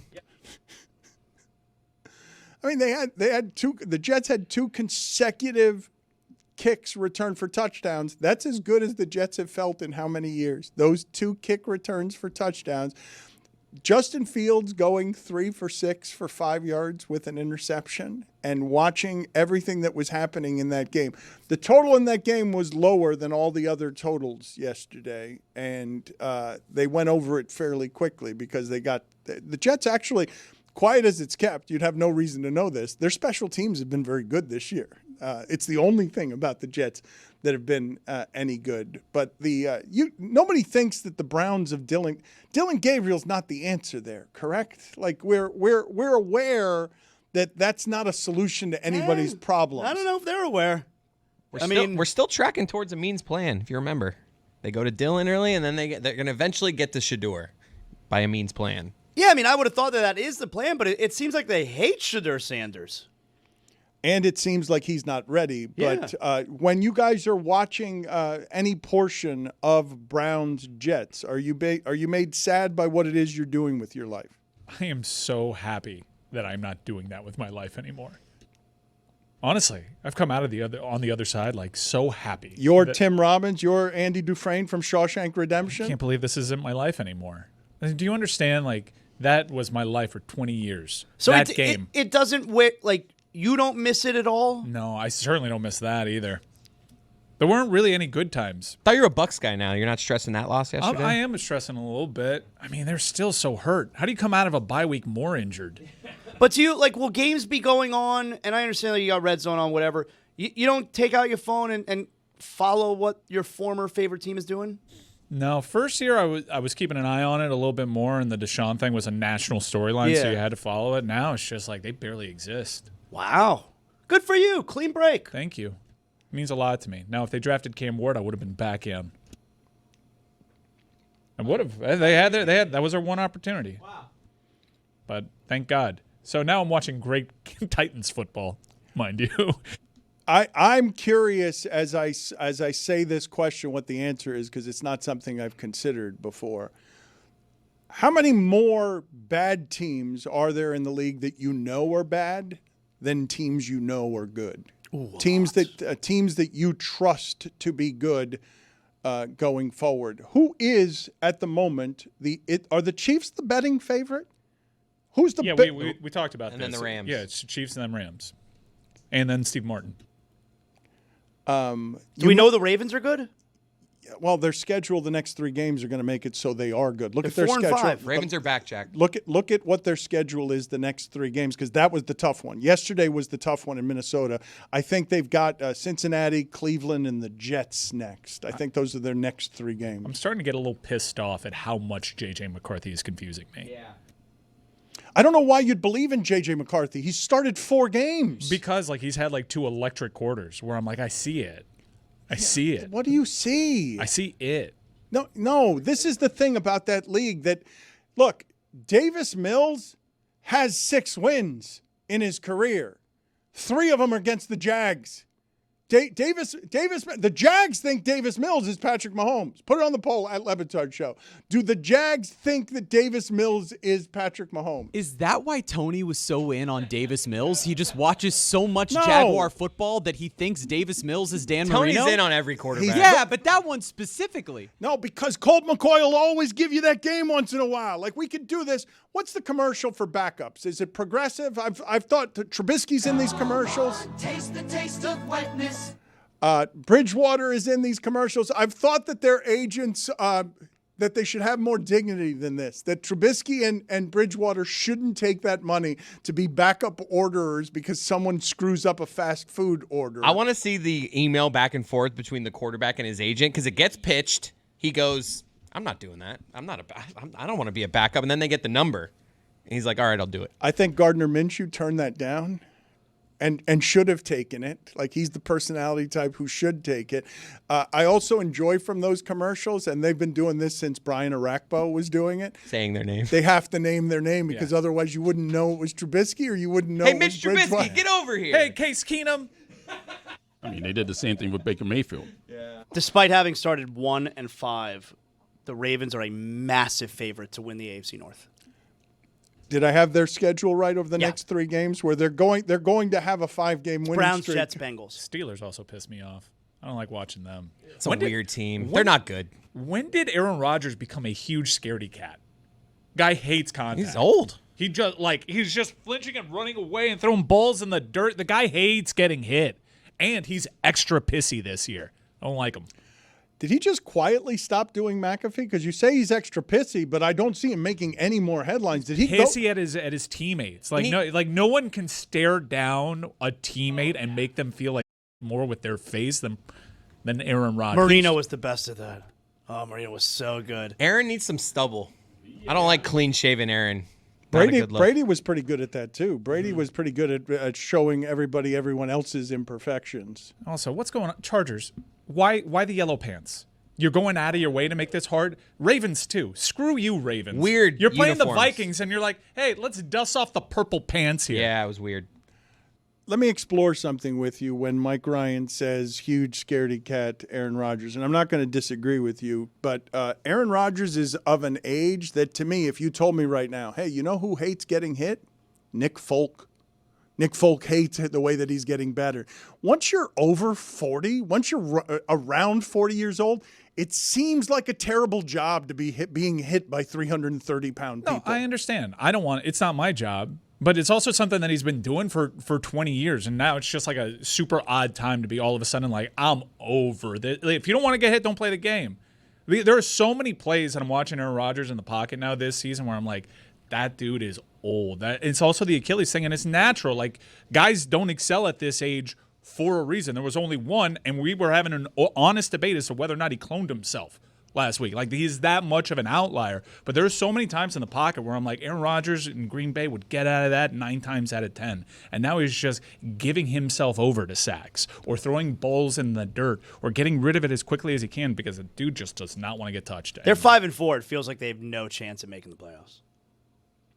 Right? But then next week they'll put together a complete. I mean, they just beat the Colts. They just beat the Colts. They're a confusing team. They piss me off not as much as JJ McCarthy does, but they're getting up there. They only beat the Colts, though, because the Colts turned the ball over 6 times. Well, the Browns beat the Dolphins 31-6, and then the Dolphins beat the Bills 30-13. So they beat them. Doesn't really seem to mean anything in this league. How old is Stafford? What is the age on Matthew Stafford? 38. Who doesn't seem to be shying away from contact? And you can certainly make the argument. I mean, the stat I gave earlier is an insanity. To play 6 games and throw 20 touchdown passes against 0 interceptions is a level of perfection and mastery we haven't seen in the sport before, as Jeremy mentioned. But for him to be 38, I can make the argument, could I not, that Stafford is having his best season ever. I think you could make an argument that you probably trust him more than any quarterback. He's not the best. All right. I trust my team to be great with Patrick Mahomes. I trust them to be great with Josh Allen, but there are elements to their game which also make them special. They have a higher ceiling because they'll make unbelievable things happen, but they'll do the occasional like heat check, feel themselves crazy thing. Matthew Stafford, in terms of trustworthiness, I trust him more than anybody. I know that he's not going to do anything crazy in a game. I want to play the game worst over 500 team and best under 500 team. There's only one team. At this game. There's only one team in the entire NFL that's 5-5, 500. Panthers. So we're going to eliminate them from this game. They're just in the middle. Their season is done, but they're in the mix. All right, so there's 2 nominees for worst above 500 team, and it's Steelers-Jags. They're both 5-4. There's no other. All the other team, maybe Bears would be the next, where they're 6-3, but we actually kind of buy in that. So I'll throw the Bills in there. Really? Yeah. They're not in the Jags Steelers conversation. Saz, you're doing the Stugotz, Andy Reid, Patrick Mahomes, but what are you doing? I don't know if you saw the game yesterday. They Dolphins lost. won 30-13. That window's closed. That's not a good team. It has to be for the best under 500 team. I don't think we're going to do better than Ravens. No, Ravens we're not going to do. Well, if maybe Vikings 4-5. If Joe Burrow were to come back, all of a sudden you would have Stugotz arguing that no one would want to play them in the Super Bowl. He has them as last year's best team, even though they didn't. It's Vikings or Ravens for under 500 team. Stop. Will you guys stop with the Vikings? They've got a quarterback problem. They're a good team. I don't know. They're not bad. I see it, but I also don't like them. The Vikings have a quarterback problem. Okay. because you're sitting here buying on J.J. McCarthy when you're willing to buy on any quarterback who can go 17 for 27 in a game, as most of them can. I'm not buying, but I also don't want to let this opportunity slip through my fingers. I'm just at the furniture store staring at it. Do the Cowboys get any conversation they're under 500? Their defense is just horrific. Yeah, it is.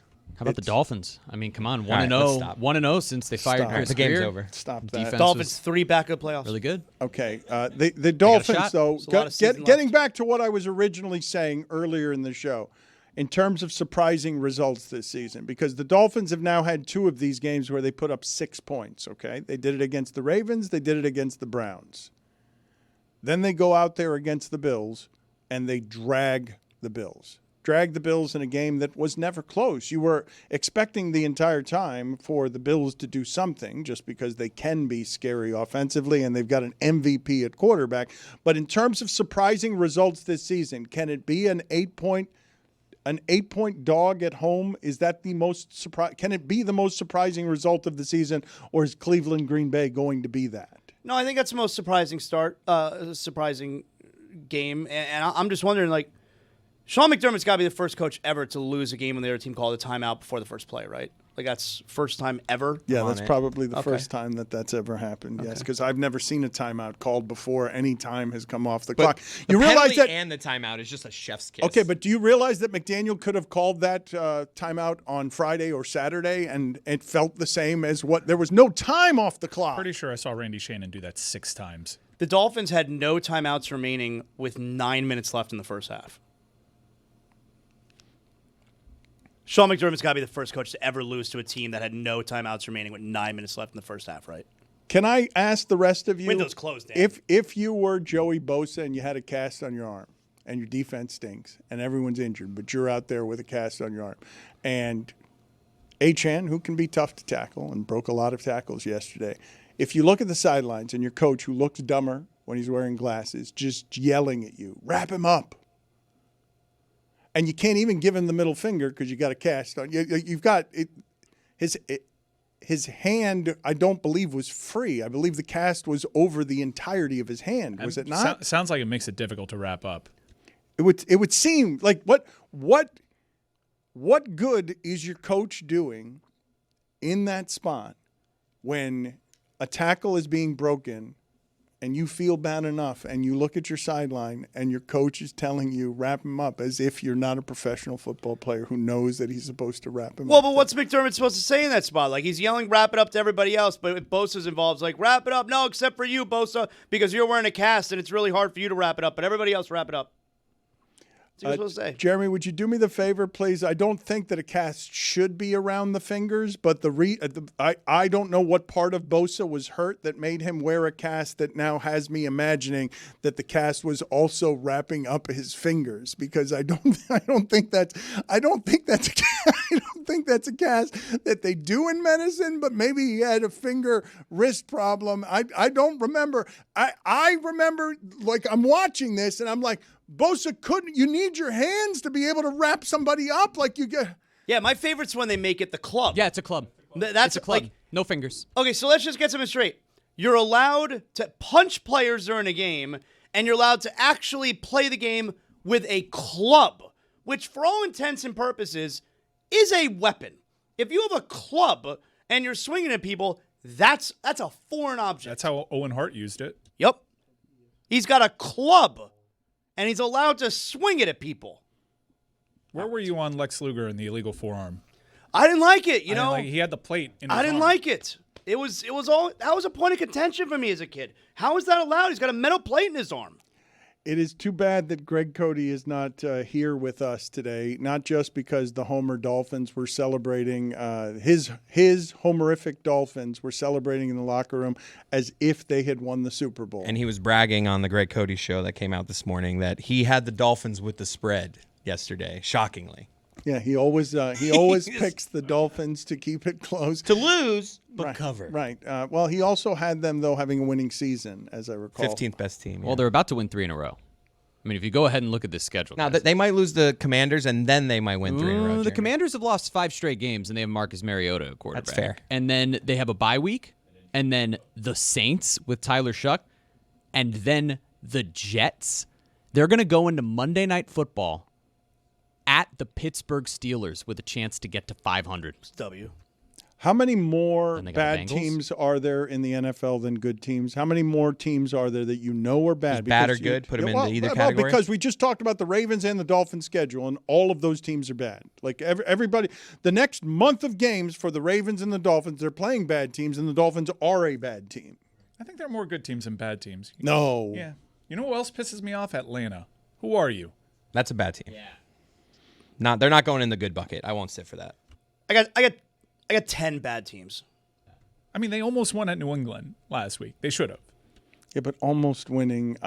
I'm doing Bucks, Patriots, good. teams you know are bad and teams you know are good. And I think there are a good many more bad teams. For example, I know that the Carolina Panthers, whose season is done, even though they're in the mix, I know they're a bad team.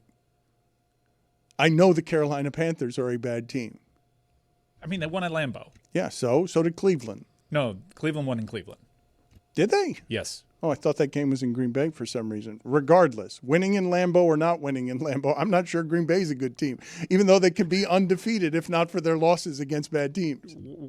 They could beat the Super Bowl champions today.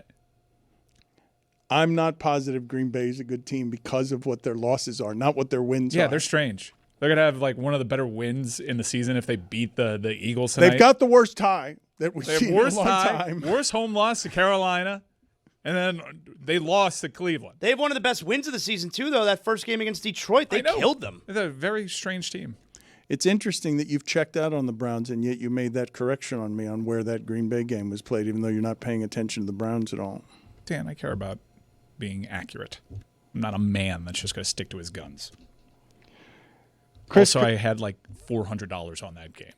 Chris Cody, do me the favor, please, of getting your narcissist father, who I wish was here I was today. labeling my good and bad teams, but yeah, I'll get that for you. If not for his trick knee, your father would be here because he would enjoy that there was ESPN's Taylor Wall. Taylor Wall was What calling did a he say? game here. Well, listen to what he said because you're going to get jealous here, Zaslow. He's calling a basketball game, and I believe this is his introduction. Like he is Opening the broadcast. He is opening the broadcast on ESPN. Taylor Wall is doing a college basketball game, and this is how he opens it. Welcome back to Charleston. Taylor Wall, Jack DeLongchamp here. As the great Greg Cody would say, college basketball is back, Jack.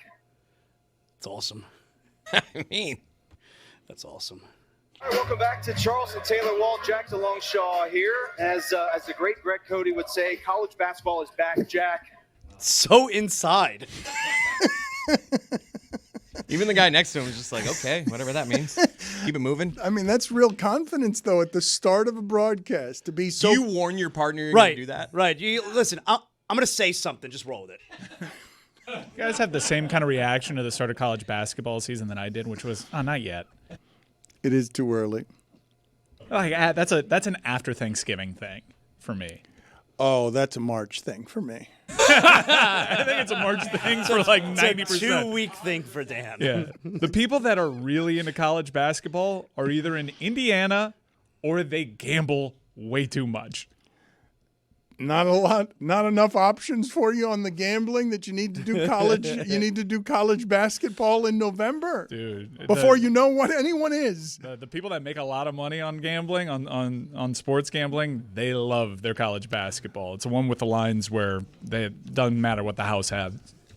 I want to talk a little bit about a gambling story that is going to be under the radar, and I want to ask you guys why it's under the radar, because it seems to me that the basketball prop scandals are bigger than the baseball prop scandals, but this most recent Cleveland Guardians scandal that involves Luis Ortiz and Emmanuel Clase. Now, Emmanuel Clase, a year ago, before last season, was as unhittable a human being as there was. He was the best closer in baseball. Every time I watched him pitch, I'm like, how does anyone hit what that man is throwing? They, the middle of last season, were yanked off the field, and then over the weekend, Jeff Passan reported that indictments came out of Brooklyn because in what I believe to be the dumbest way possible, these two guys get caught because people are betting on individual pitches they are throwing. They're betting huge amounts. It's the easiest way to catch. You've heard Mike Ryan say that this is more regulated than it ever has been, and the reason these scandals are bigger than they ever have been is at least in part because all of this is being regulated so closely, and some of the quote-unquote criminals, we're going to do innocent until proven guilty, even though the circumstantial evidence is damning. This is the most obvious way possible to get caught. Let me bet that a pitcher is going to throw a ball in this situation instead of a strike, and then Emmanuel Clase, whose control is impeccable, is throwing a ball straight into the dirt in front of the mound, and there's a huge amount of money being bet on that somewhere. When very few people are betting individual pitches to be a ball or a strike. It really is the dumbest way possible to do this and the easiest way to get caught. Exactly right. It is the dumbest possible thing, and I don't know where anyone thinks they can get away with that. But this scandal is not being treated like the NBA scandal. Why? I think it's just popularity. Yeah, not as famous. That's all it is. I'm learning this person's name for the first time. I don't follow Hold the sport. on, but Jonte Porter is not as good as his job as Emmanuel Clase is. Oh, I'm talking about popularity in sport. No, but I got it. But when Jonte Porter was caught, and it was earlier, so maybe that has something to do with it. It was the first thing that arrived where it's like, wait a minute, a nobody player on the end of the bench is allowing unders to cash because he's leaving with an injury. This one, though, is especially dumb, and we enjoyed sort of dissecting how dumb some of the details were around the fixed poker game with Chauncey Billups. We enjoy the stupidity of Terry Rozier risking a salary that is, $26 million a year. It's usually harder to get to the pros because they make so much money. You're not offering them enough with a prop bet to make the risk worth it. The place that it is worth it, and the place that I believe has the biggest problem, even though this is a problem, rest assured it's a problem.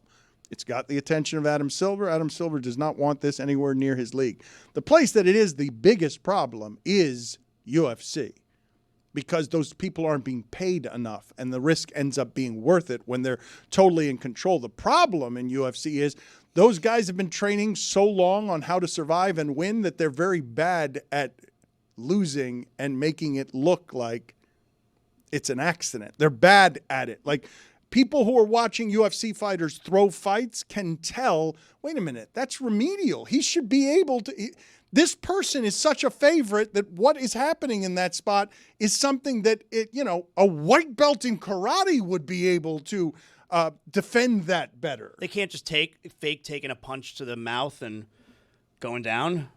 Like these experts can look at it and say that doesn't look legit. It's fairly obvious. The one that happened most recently with UFC is super obvious, but also UFC, I would say, is just simply more susceptible to this. College basketball is another one. College football, I guess, but college basketball is there are so few people that can control the result. But in UFC, you've only got to get to one guy. The criminal only has to get to one guy who needs money and make it worth it to the one guy, and the pay is so in UFC that is a bigger problem than it is anywhere else in sports, because you have one guy who can control the result. And again, what I'm saying is the labor is paid so poorly that you can actually make it a tempting amount of money for a fighter, because some of these fighters are they're working second jobs. Even you can hear stories of even champions because the pay is so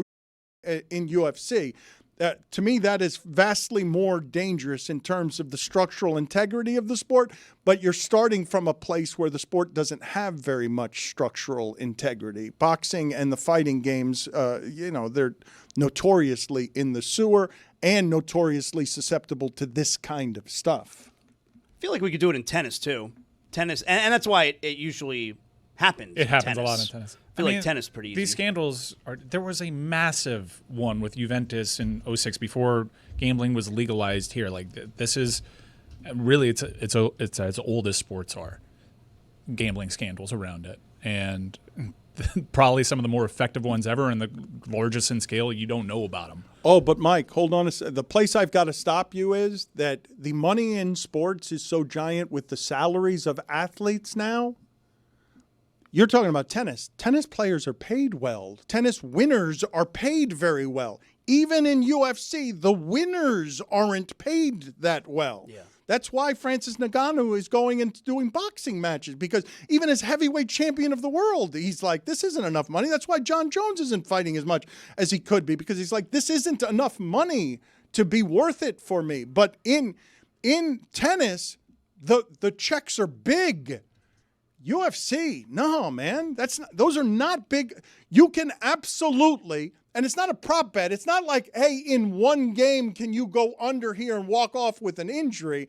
In UFC, what you're talking about is, hey, as a favorite, this loss isn't actually going to cost you very much. Like, if you lose this fight, I can make it worth your time to lose this fight, and you can continue this as a career if you don't get caught. But don't you think it's legislated in part because the physical aspects of it, like, going down in the fourth round means you get punched, you get knocked out, and also it certainly interrupts your future earnings. In that sport, in that league in particular, Dana is cruel. But you can have losses there and climb back out of losses. That's hard. It's not very often. I don't feel like that happens very often.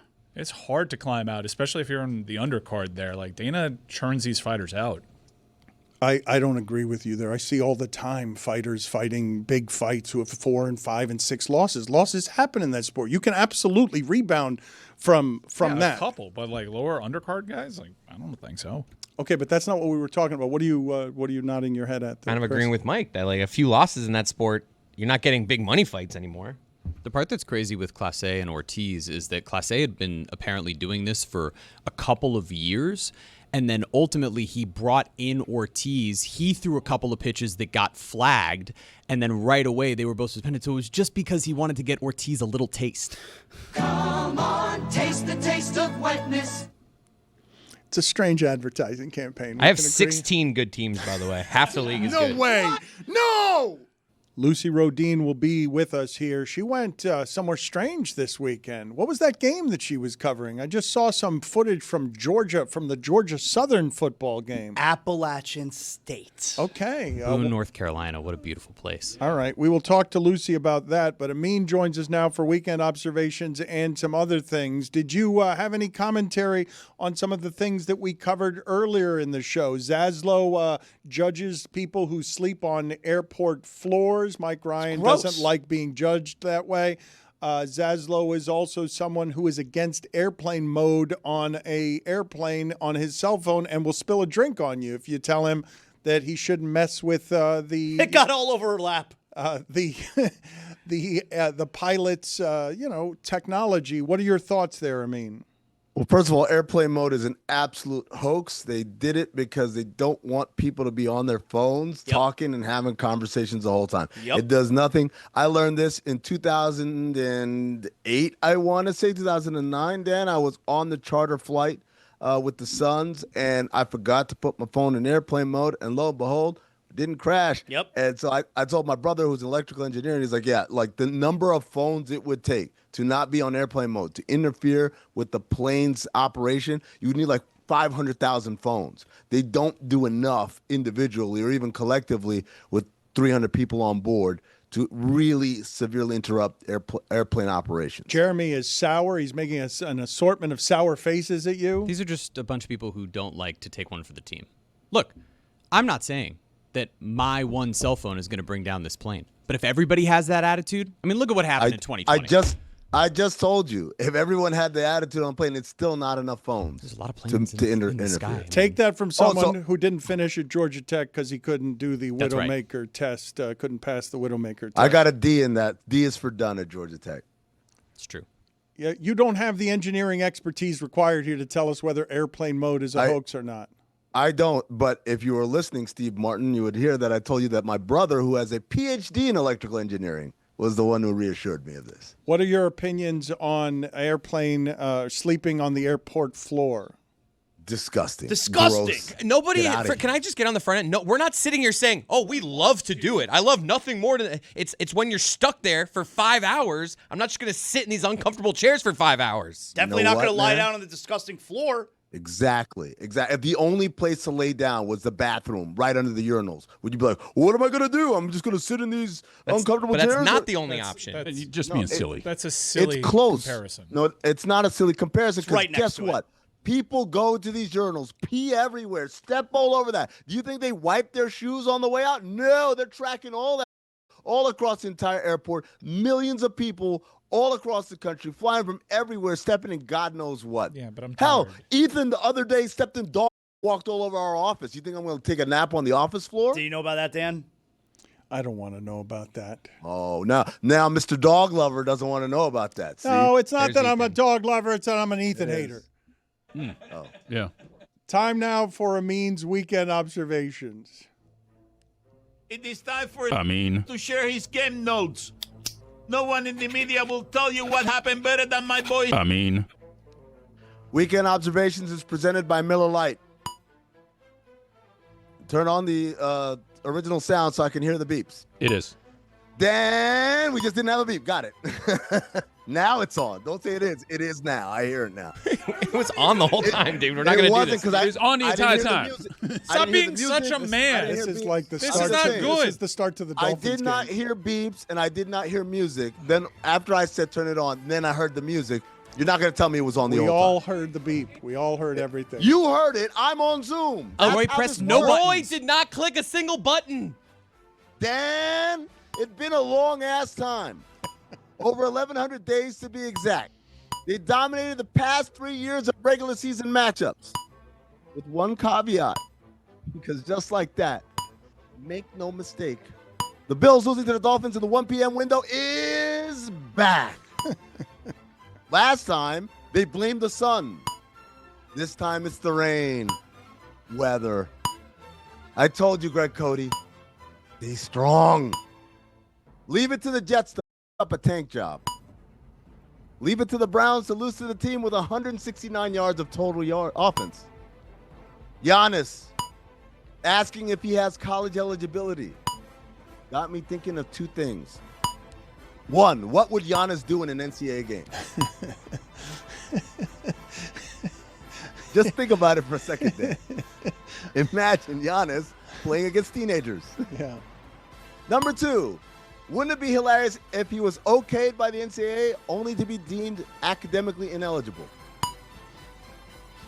Jackson Dart entered concussion protocol Sunday versus the Bears after I told the Giants last week to protect him at all costs.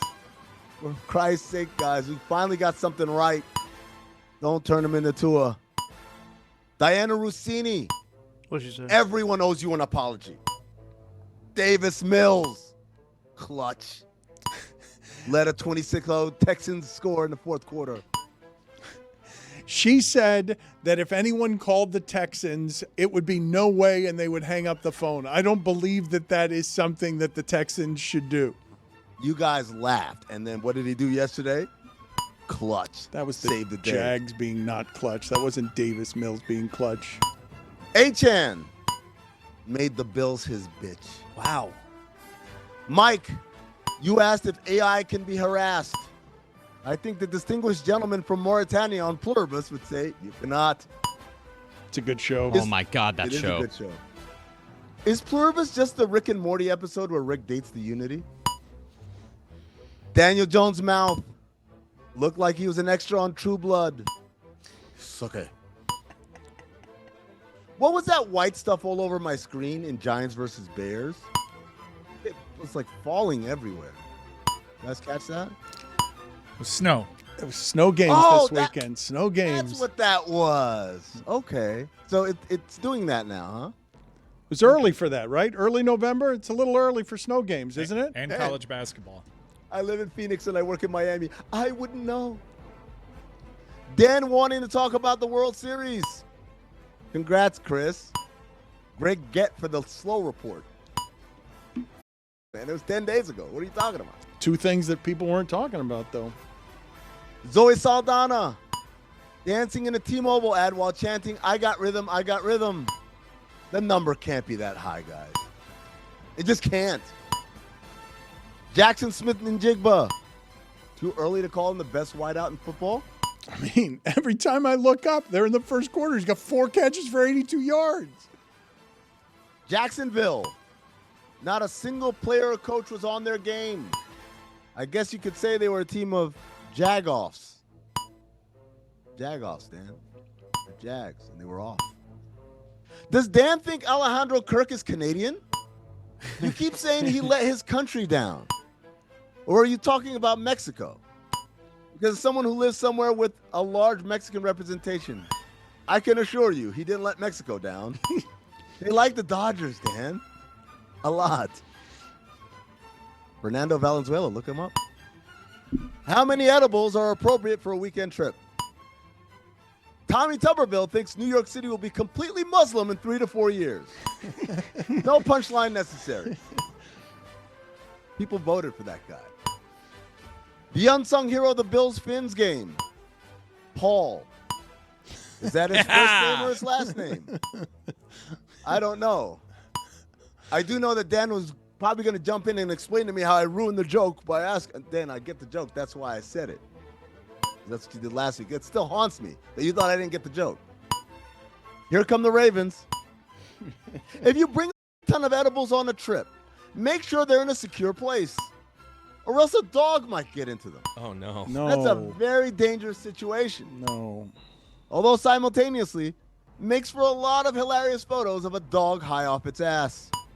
I don't condone leaving edibles out for a dog to eat, but we can agree the ensuing photos are in fact hilarious. Lot of Hitler references in that Berlin game. Supercharge that.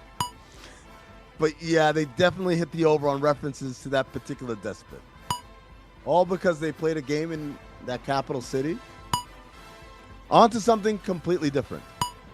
Donald Trump was at Lions Commanders. Did Trump think the Fox national broadcast was the Commanders broadcast? He kept saying things like, now your ratings have gone up because you have hope, because they have a quarterback. And you have a wonderful owner in Josh and his group. Funniest part of the weekend, when Trump was leaving the booth, he tried to dap up Jonathan Vilma. Did you guys see that? Did not. But he tried to. He gave him like the half shrug, hit him in the back, but then he shook his hand for some reason. I've told you the story of one of the most awkward moments like that I've ever seen. Involves Greg Cody, Bourbon Street, Ray Lewis ending up in a mink coat on Bourbon Street trying to do that with Greg Cody. Greg Cody got totally turned around and ended up with his back to Ray Lewis while trying to do trying to do a handshake. He did. He got turned around. He ended up inside of his mink in a way that was totally awkward with his back to Ray Lewis. How many Steeler fans were at that Chargers game? It was so loud. They travel well. Or was that just Dave Damashek yammering away enough for 70,000 people? Yammershek. Charlie the Ruiner. I'm disappointed we didn't get Cody saying "Bay." Anyone else? No? Just me. Got it. Mike McDaniel said in post-game comments, quote, I'm happy that everyone gets to see the side that I see. I see guys win, lose, or draw, focus, and lean in and buy in. Tua backed him up, saying, karma, karma, karma, karma, karma, chameleon.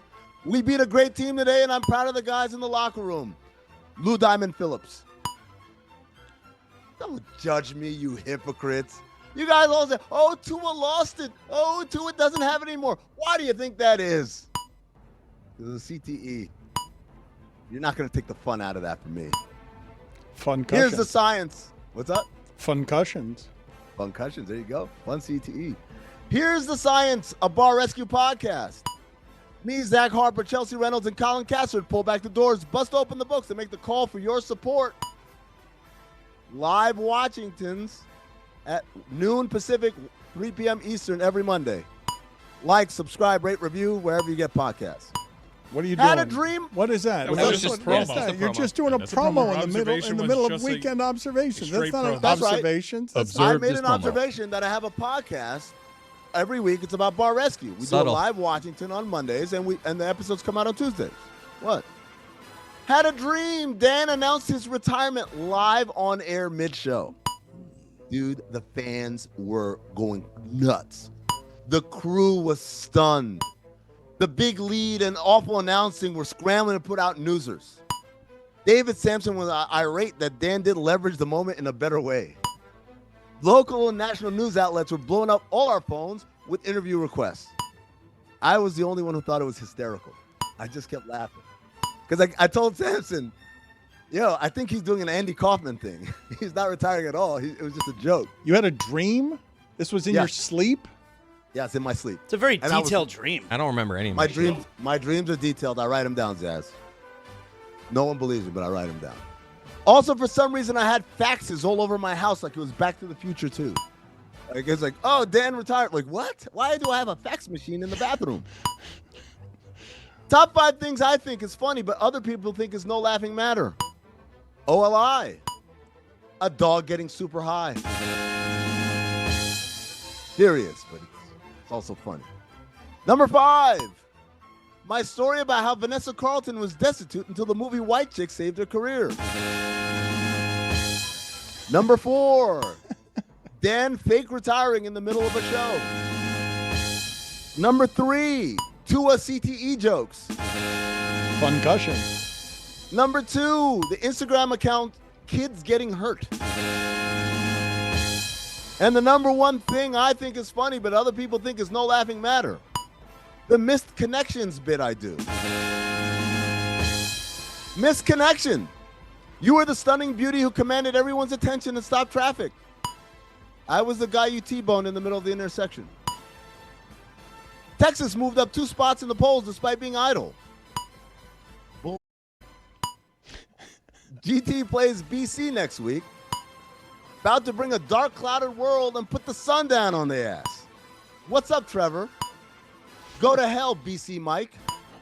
Speaking of hell, Art Briles knows are the weekend observations. What level of crushed were you by Georgia Tech losing to NC State and that way? Like, is that the most that a football loss has ever hurt you? No. I mean, Dan, you got to understand, man. I went to school with Joe Hamilton. He was my next door neighbor. I saw like the peaks of we're about to win a national championship if we can beat Peter Warwick and the Florida State Seminoles. Like that's the pinnacle. This is just gravy. Like I'm happy for my school. It's fun. It sucks that we lost to NC State, but as Mike tells me, they win that game every single time when their coach needs to save his job. Yeah, it's a trademark save Dave Doran job game. Do you have any updates for us on John Morant? Is he going to get moved? Well, Dan, I talked to John Krasinski, not that John Krasinski, the other one, the one who works for the AP who covers the Minnesota Timberwolves, and he said the T-Wolves are checking in on that situation. They're monitoring. They're monitoring? Point guard. They're monitoring the situation. Officially, he's not on the block, but obviously Minnesota is a team that's very interested. They have a need at point guard. There is some questions on how he would fit because, again, he's a very ball-dominant player, and the Timberwolves have been subsisting on a lot of threes and the ball being in Julius Randle's hands and Anthony Edwards' hands. But, I mean, it's hard to say. Again, like Miami, it's like if John Morant is on the block, how can you say, no, not for me, Clive? He's terrible now. He's terrible because of the offense they're running. He's not good in that offense. He's not comfortable. And, Zaz, as I said last week, in the NBA, when you want out, you don't hold out. You don't sit out. You show up and you make a mess. And I think that's he's not terrible, Zaz. Like you can't say that 3 athlete, for 18 is terrible. I know, but that athlete at that age, I understand that 3 for 18 is terrible, but he's not terrible. He didn't forget how to play basketball. You put him in the right place. He's still going to be great at basketball. I would think so, but on the year too, like he's shooting 37% so far this year. He was already a terrible three-point shooter, and that's even worse now. Yeah. I mean, is he attacking the basket as much? But I haven't watched enough because, like you said, like this coach, it's a bit of a different style. Yeah, Zaz, it would be like a star receiver getting 1 reception a game, and you say, oh, he fell off. No, they're running the ball on every play now. Mm-hmm. And so he just doesn't have that same comfort and the same number of opportunities. Okay. We mentioned earlier Pluribus on Apple TV. Do I gotta watch that? You do have to watch that. show. I mean, the amount. First of all, Rhea Seehorn in Better Call Saul was exceptional, and I thought she was Claire Danes this whole time. I am continually flabbergasted by the amount of money that Apple has. I know we know that Apple has a lot of money, but to bring Vince Gilligan out of retirement and to give him that kind of budget to make whatever he wants, you know he's going to make something good. What have you seen of it? It's only a couple of episodes in, but that is the kind of thing that would be enough to get people to subscribe to Apple if they're not already subscribed to Apple. Dan, it reminded me a little bit of Paradise in that it's just a very fun, different concept. Like it's just a different concept of a show than we're accustomed to seeing. And the imagination of what would happen if this happened. I'm not going to give it away, but like if this happened to the world, how would you don't have to give it away without saying. All you have to say is the most miserable person on earth is trying to save people from happiness. That's the premise. Yes. That's I don't know what that pretty means. Good. Yeah, you got to watch the show. You got to watch the show. But Dan, I'm gonna tell you one thing. It's incredibly well written and beautifully shot, as you mentioned. It's not unlike Frankenstein, which I saw on Netflix, which is also well written and beautifully shot, but needed an editor because again, enough with these streaming people giving these movie makers, make however long a movie you want. 2.5 hours for us to just have Oscar Isaac laying in a bed half the time telling the story is just a little too much. It is weird, though, that we can watch an 8-part series, no problem, 8 hours, but 2.5 hours in one movie is too much. It's just a weird thing that's happening. Our brains are broken here. I don't know if it's our brains are broken. I think there's an expectation. Movies are supposed to be a story told continuously within a certain amount of time, whereas TV shows, they have arcs and they have mini arcs in between, and it's designed to have a much longer watch because there are these peaks and valleys where they get you back in with a cliffhanger. You can't do that in one sitting in the movie. It's too much. What's your cutoff point on how long a movie has to be where you check out on it? Because 2.5 hours is too much for me. If I see 2.5 hours, I'm unlikely to watch it. What is your cutoff point? Cinephobe listeners know if a movie's longer than 2 hours, automatically my interest level goes before it's even started. Most movies now, I feel like, are over 2 hours. Because they let these jamokes do whatever they want, Zaz. Like, I'm an auteur. Let me do the longest movie ever. It's art. And like, yeah, go ahead. Here's money. I'm Netflix. That's why. Now, again, Guillermo del Toro is a great movie maker. And so I had the patience. You know what? I'm going to have the patience. I'm going to try and watch this one sitting. It took me 2 sittings. I liked it. It's a good movie. It just needed to be edited down. Amin, thank you. We will check in next week. Thank you. You held down the fort in a way that was admirable last week. Everyone is celebrating how well you did last week. Thank you for your help last week, sir. You're welcome. I'll be there on Wednesday. I don't have to check in next week. Okay, I didn't know Feels that. like next week. All right, I didn't know that. I thought Cody was going to be here today. I thought Stugotz was going to be here a month ago. I don't know. Jumping Charlie I don't know when anybody's going to be here around here. Furniture. Jumping Charlie's attacking furniture. Cats are slapping him in the face. Come on, man. You Cody expect Show, Greg check to it work out. under these conditions? Lucy Rodine next. I love App State University, and I love you, Mom. 6-7! Yippee!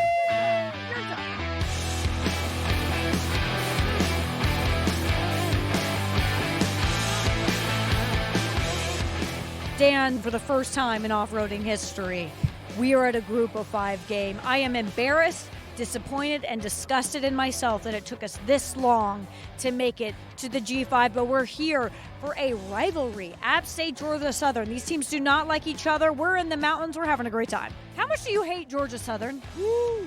Let's just say they stink. I got nothing good to say about Georgia Southern. Not one good thing? Nothing. Not a damn thing. On a scale of 1 to 10, how much do you hate them? 11. We are not fans of Georgia Southern. How would you guys describe the group of 5 experience compared to the Power 5 or 4? I think the community comes together real well. I mean, you see we're out here on a Thursday night. A lot of us got classes tomorrow morning, but we're still here. So Such nice people, a great university. This town wouldn't be the same without the University, App State. Older generations from App State that still come to the games over and over again, win or loss. They still come back every weekend, every Thursday night. They're here and they're ready to cheer on the team. Everyone needs to experience the hill at least once in their life. What should I be prepared for if I go to the hill? Exactly what it sounds like. It is a hill that students go down and just have the wildest time of their entire lives every single week.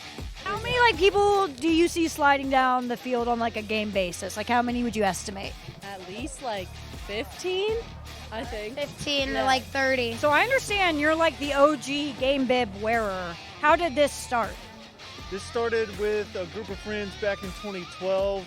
We were showing up in these every single week. We ended up being told by the coaches that they ended up telling all the recruits about us every single time they were going out to get freshmen as well. Oh, that's so cute. Do you guys have a name? Stripe Squad. Stripe Squad is good. How do you feel when people pronounce Appalachian as Appalachian? It makes me so mad. It's the South. Respect it. Nails on a chalkboard drives me insane. Absolutely terrible. She keeps doing it. Pronounce it right, Rose. Appalachian. Dan, if you're like Lucy, you seem different. You seem sad. Is something wrong? Yeah, there is. While we were doing the interviews, a kid called me Unc. He said, "Oh, so you're Unc?" What? He was like, "So what year did you graduate high school?" I said, "Oh, a long time ago." Because, "Oh, so you're Unc?" That's the kid that called me Unc. That's the kid that called me Unc. Peanut Pete, Peanut Pete, Peanut Pete, Peanut Pete. Peanut Pete here thinks he can do my job better than me, and he said I'll do the interview. Well, he said it with his eyes, so. Yes, sir. Have you ever tried a tailgate with a peanut before? It's very difficult. I just ate a peanut. How do you feel? Yo, that's cannibalism. Oh my goodness. And I love peanuts. Of all the snack nuts, they're my favorite. Oh, yeah. Honestly, pistachios, each. Everybody wants to be his friend. Everybody wants to talk to him. What? Just because you're handing out delicious snack nuts, everybody wants to hang out with you and not me? Hampton Farms peanuts are my favorite. Woo! I don't like sharing the spotlight. I could go home. No one would notice. Peanut Pete, come here. He's always behind. He's a peanut late too. He can't see. This is our nuttiest fan of the tailgate right here. Hell yeah. Go Nears. Today's trip is brought to you by Hampton Farm Peanuts. Get nutty with Hampton Farms, the official snack nut of bowl season. How many times do you guys try to sneak in the App State Michigan game into conversation on a daily basis? Oh, every time. Every time. Rightfully so. Let me show you something, actually. Oh, let's see it. Let's see it. Let's see it. The Michigan game. So when we silenced 103,000 people by blocking that field goal, the feeling you had to be there. And the ones that were there knew what it felt like. DraftKings! DraftKings! DraftKings! Nears by a million. I'm getting my bread tonight. And it's peanuts. This trip to The Rock was brought to you by Game Time. Download the Game Time app and use code Lucy for $20 off your first order. Terms apply. What time is it? It's game time.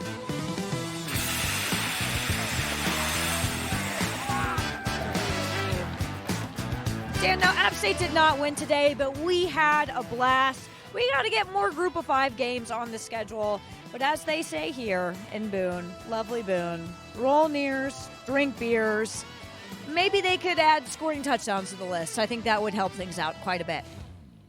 Hard on those nears there by that guy. That was scary. I was made uncomfortable by everything that was happening there. What happened? Yeah, it was uncomfortable. Although I don't know how you ended up at Appalachian State. I have been saying Appalachian all my life. That's wrong. And Peanut Pete seemed delightful. Oh, he was so nice, and everybody was obsessed with him.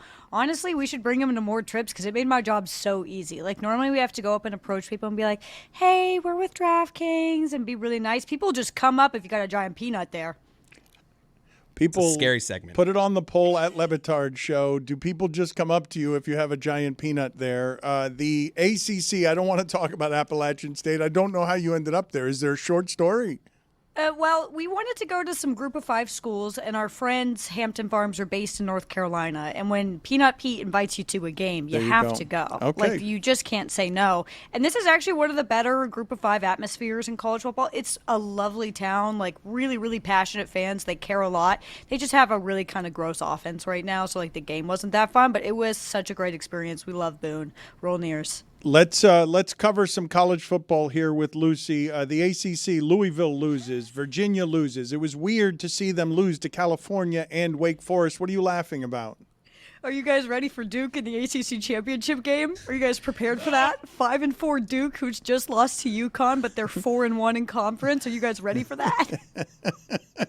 They just did lose to UConn. She's laughing at us. Look at her. She can't even keep it together. Mike, I think she's specifically laughing at you. Look at her. Her face is red. Yeah. Well, it's a coping mechanism because Iowa's season ended on a minus 39-yard safety. Don't do That's that. not how that happened. That's how the game started. What is happening in the ACC, though? What is that? Louisville is a good football team. What are they doing losing to California? Well, not to take – I mean, she can take a stab at this, but injuries. Well, I was asking her. Yeah, but Virginia lost its quarterback. Louisville lost RB1. Lucy, can you take a stab at it? Yeah. I answered it for It's you. okay. You guys go ahead. I'm still laughing at Duke in the ACC championship game. It is funny. They did just lose to UConn. They literally just – and it doesn't mean anything. It doesn't mean anything at all because Duke is 4-1 in the conference right now. Cal has a really good quarterback. Like, Cal is a weird team that you just can't seem to kill despite that the entire universe is against Cal with the, getting kicked out of the Pac-12, obviously choosing to leave, with how everything is sort of played out this offseason with, like, Brian Harsin, and it just felt like that football team was falling apart. For some reason, it always works out for them. Louisville, yeah, it's injury issues. That's definitely the big one with Virginia, too. When you lose your starting quarterback, like, that is obviously going to put you in a bad situation. I do think we need to give credit to Wake Forest. This was a team that was supposed to be the worst Power 5 team this year. That was their projection, and they've been great. They're coming off a win against SMU. Virginia, like, Jake Dickert has been a really good hire for that program, and they brought in as many transfers as anybody. Like, so many transfers on that roster. They've had a really good season. But, yeah, the ACC is one big, giant mess. But because of this, Miami might be able to play their way back in, potentially. That's what Mike is rooting for. Mike is just watching all of football, waiting for the teams that are ahead of Miami to lose. Are you willing to concede what it is that I was saying earlier in the show, that a Cuban from Miami is going to end up being the Heisman frontrunner because we just saw our first Heisman moment of the season?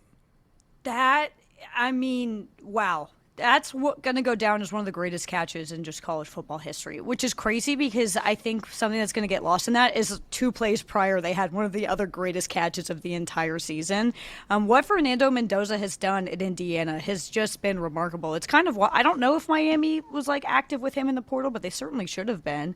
That catch was crazy. And I think I want to give a quick shout out to the official who called it correctly on the spot. Like, that was the most locked in I've ever seen. He's just guessing. Come on. That's a guess. He was locked. If you look at the image, he is locked in. He is ready to go. That was a moment where it was just like, it's Indiana almost feels like a team of destiny now because like that was just so crazy. Great job by Chris Cody. Head official. Yes, great job, Chris. I'm so proud of you. Obviously, Penn State's having a bad year, but they're still a ridiculously talented team. And so for Indiana to show something this season that they showed in both the Iowa game and the Penn State game that they didn't really have to show you last year was just, can they win a close game? Can they not win by 50 and come out? They've done that against Penn State, against Iowa. This is a very, very good football team. Yeah, Fernando Mendoza, he should be the front runner for the Heisman at this point. Lucy, we got a handful of top 25 matchups, hugely impactful in the CFP. You're headed to Athens for Texas, Georgia. You got Oklahoma playing Alabama, and you got Pittsburgh playing Notre Dame in a game that's sneaky big for the CFP. How do you see these games going? Yeah, I'm a big believer in Notre Dame, so I actually don't think that Pitt-Notre Dame's game is going to be very close. I think Pitt has the potential to screw something up every time. Like, that's just what their season comes down to, sort of like what Louisville does. I don't see that being this one. I think Notre Dame has sort of gone under the radar just in the sense they haven't really played anybody in a couple weeks, but the issues we saw the first few weeks with their defense have been corrected. Like, their defense is playing super, super well, and their offense has been great all season. Like, I really am buying into Notre Dame. I'm not buying into Texas yet. Like, I still can't get past. Kentucky, like, beating the ever-living shit out of Florida this weekend and then reminding, like, oh my God, Texas lost to that Florida team. Like, I just can't buy in. I can't buy into what Texas is doing. I know that they've looked better the last few weeks. Obviously, a good win against Vanderbilt. Obviously, coming back against Mississippi State. I just don't believe in that right now. So I'm leaning Georgia for that one. Yeah, it's in Oklahoma, Alabama. I don't have any faith in Oklahoma either. I think their offense is stagnant. So I do think this weekend's going to play out sort of the way we think it is. But this weekend, like this previous weekend, I feel like we lost a little bit of that spark of that juice. I think you had that in the ACC, but not elsewhere. So I wouldn't be surprised if everything goes, because who knows? Who knows? Lucy, it's a beautiful sport. Lucy, I will be in Athens this weekend too, so I will see you guys there. Oregon, they finally beat someone of note this past weekend. Did they? I think so. I think they did. They beat Iowa by a couple of points. I have a bad feeling Miami fans are going to be looking back at that Oregon escape over the weekend and say that one could have been the one. Like, Lucy, do we believe in Oregon at all? Well, so here's the situation. That one hurt a lot. Hurt my feelings. I posted on my Instagram story 13 times. I was so sad about it. None of you checked in with me, by the way. I do think that's a good win because I think Iowa is, despite what happened, a very good team. They have 3 losses this season by a combined 10 points, and every single one of those losses, Iowa had the lead with 2 minutes left, which is like devastating, and I want to throw up and cry everywhere.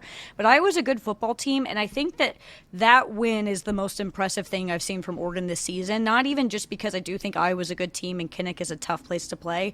If you can get dragged into the slop, into the mud, and go into Kinnick Stadium and have to play the most gross, disgusting football game you've ever played in your life and come out with a win, that is a thing that teams cannot do. It's very difficult to win there. And if you play Iowa style and you out Iowa, I believe in you, even if it did make me sick to my stomach and I'm devastated inside, and Iowa couldn't even punt that game. We couldn't even punt. It's the one thing we're supposed to be good at. We couldn't even do it. How are your friends supposed to handle a devastating defeat like that? Because you say we didn't check in on you, and when I lose a game like that, I don't want anybody texting me. I'd rather people leave me alone. In fact, I deeply appreciate anybody that doesn't text me on those weekends. I never text you because I know that about you. I did post so many times that people were like, hey, girl, that's a lot. Is everything okay? Billy checked in. Billy was like, hey, what's going on with you? And I told him to shut up, but I knew he meant it from the heart. At Le Batard Show, do you think that Lucy's analysis, everything has gone to who knows, is the best analysis you've heard on college football this year? I agree. That is good. There are 3 teams that I feel like I know. We'll get to that in a second, Chris. I know it's at the end of this segment.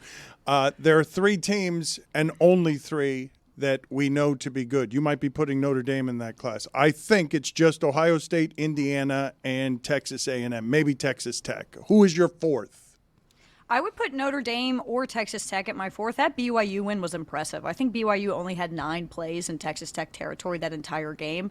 And it looked close if you weren't watching it, but Texas Tech just wasn't like converting in the red zone. Like, they easily could have won that game by 60 points. They were so dominant over BYU in that. But I think, you have to look at what Texas A&M did. They didn't struggle with Missouri this weekend. They were able, that's what A&M is doing well, is they're really not messing around. They did it a little bit against Arkansas, but they're winning every game they should. They have not played the most difficult SEC schedule. They've played a lot of teams that have fired their head coaches, which is about half of the SEC at this point. I think A&M, you'll really be able to sort of figure out what you're dealing with when they play Texas to end the year, because I think that'll be their toughest opponent of the season so far. But yeah, I would go Ohio State, Indiana, A&M, Notre Dame. I would put Texas Tech up there. I would put Oregon up there after what we saw this weekend. I do think there maybe Ole Miss. Obviously, the Citadel, you can't really tell much from it. But, obviously Georgia and Alabama, duh. Really bold of Dan to go with the 3 undefeateds. Okay, but I asked her for a 4th, and she gave me 10 teams. All right, go ahead. I wanted you to have options. All right, go ahead and do it, Chris. Fine. Well, time to get in it. It's Lucy's Internet Minute. Okay, so the internet this week, this one woman has been doing the social experiment that has pretty much set everything on fire. This lady in Kentucky has been calling she's been asking people, hey, give me your church's phone number. And she'll call the churches and say, hey, I have a baby that needs formula. Will you help me? And it's been wild because almost all the churches have said no. They were like, we're not going to help you. And she's been recording the conversations, and people have been putting together spreadsheets. So she might be changing the course of American history, because this is one of the wildest social experiments I've ever seen. Why are you making that's a what's face? happening on TikTok. I mean, what is she hoping is going to wind up coming from this?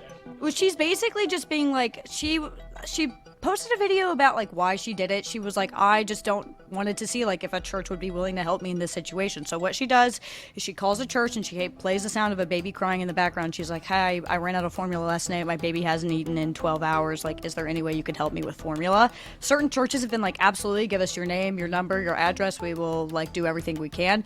Other churches have been like, sorry, you're not a member here. We're not going to help you and you're hungry, baby. And so what I guess her sort of like motive was is one, not to like shame these churches or whatever, but just to show you like, hey, what's going on, and also to be like, hey, we should all be more giving and like look at some of these great churches. Like she called a mosque and they were immediately like, we're gonna help you. And so it's been really interesting to see how it's played out, and like some of these churches have like doubled down and be like, we're not helping you, you don't go here. And it's been really interesting to sort of see like how it's played out in the public reaction, but it's a be a good person moment. Tax breaks, huh?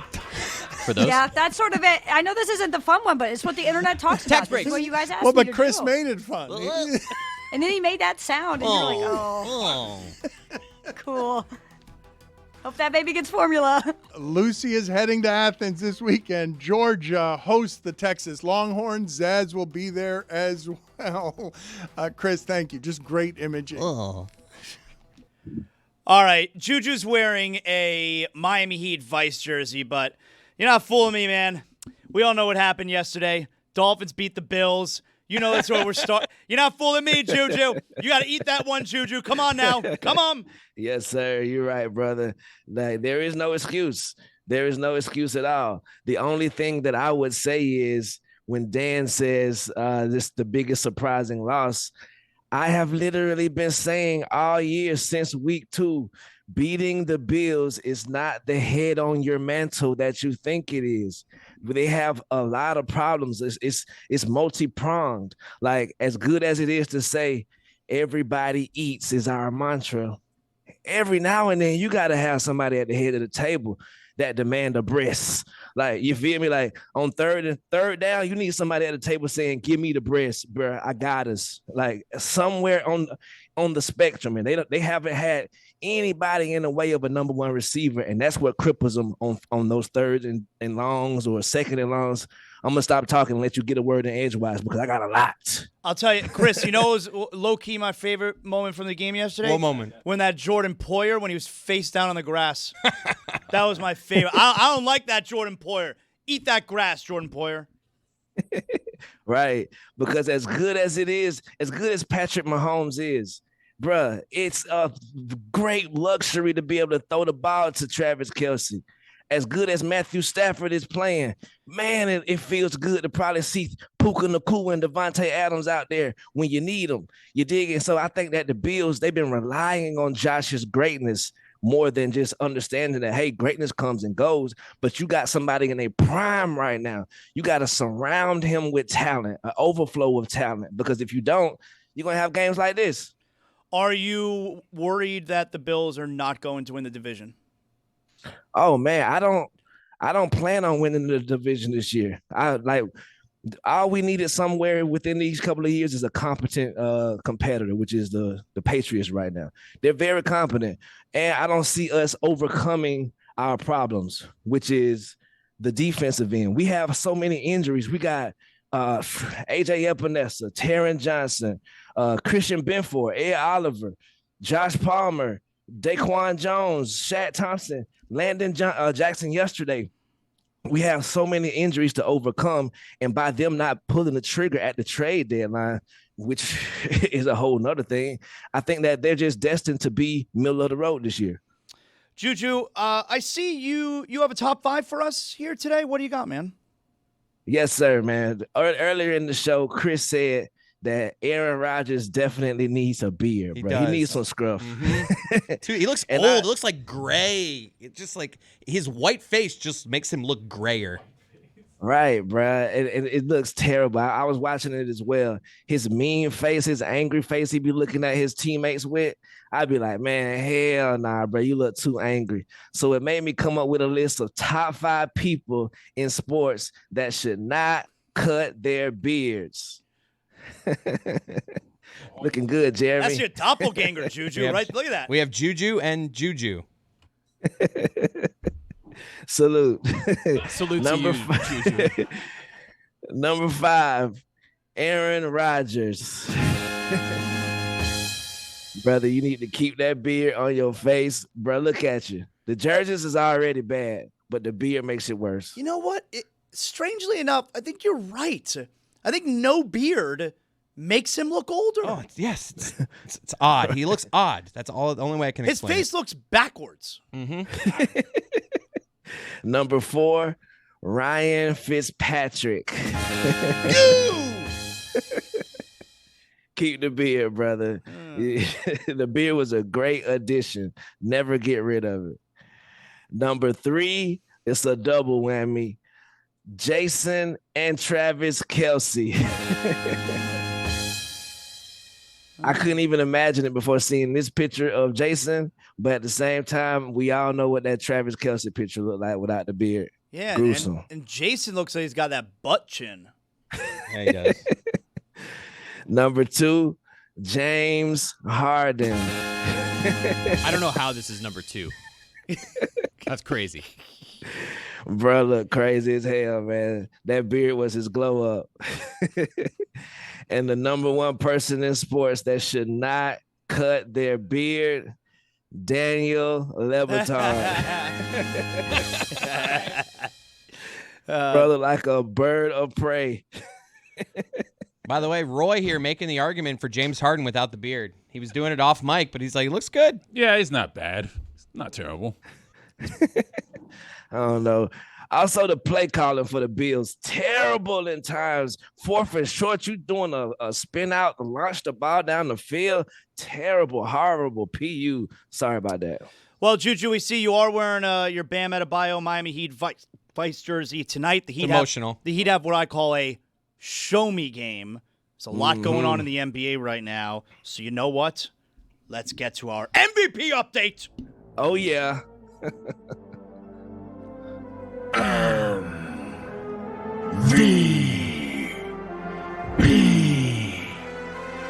of the day. I got an update for you, Ass. You ready for this? Mm-hmm. We got a lot of guys who are in the MVP conversation right now. If we're going to have a conversation about MVP, it might need to start with Tyrese Maxey. You see what Tyrese Maxey was up to this weekend? Oh, yeah. That's right. Besides that, the Sixers are 6-4. Better without Embiid, all right? They did lose last night. They're 6-4, back-to-back 30-point games this weekend for Maxey. On the season, he is averaging over 33 points and 8 assists a game. He is a superstar. If we're going to have a conversation about MVP, we better be talking about Tyrese Maxey. Mm-hmm. We sure should. Also, close second, the Joker. Wow. Good player. We shall not mention his name right now. I like him. He is playing out of his mind right now. He's yet to appear on this list. Aaron Gordon's appeared on this list, and Tyrese Maxey becomes the first 3-time participant of the MVP of the day. Deservedly so. Wemby. Deservedly so. Yep. Juju, let's update some polls, man. Yes, sir. MVP of the day.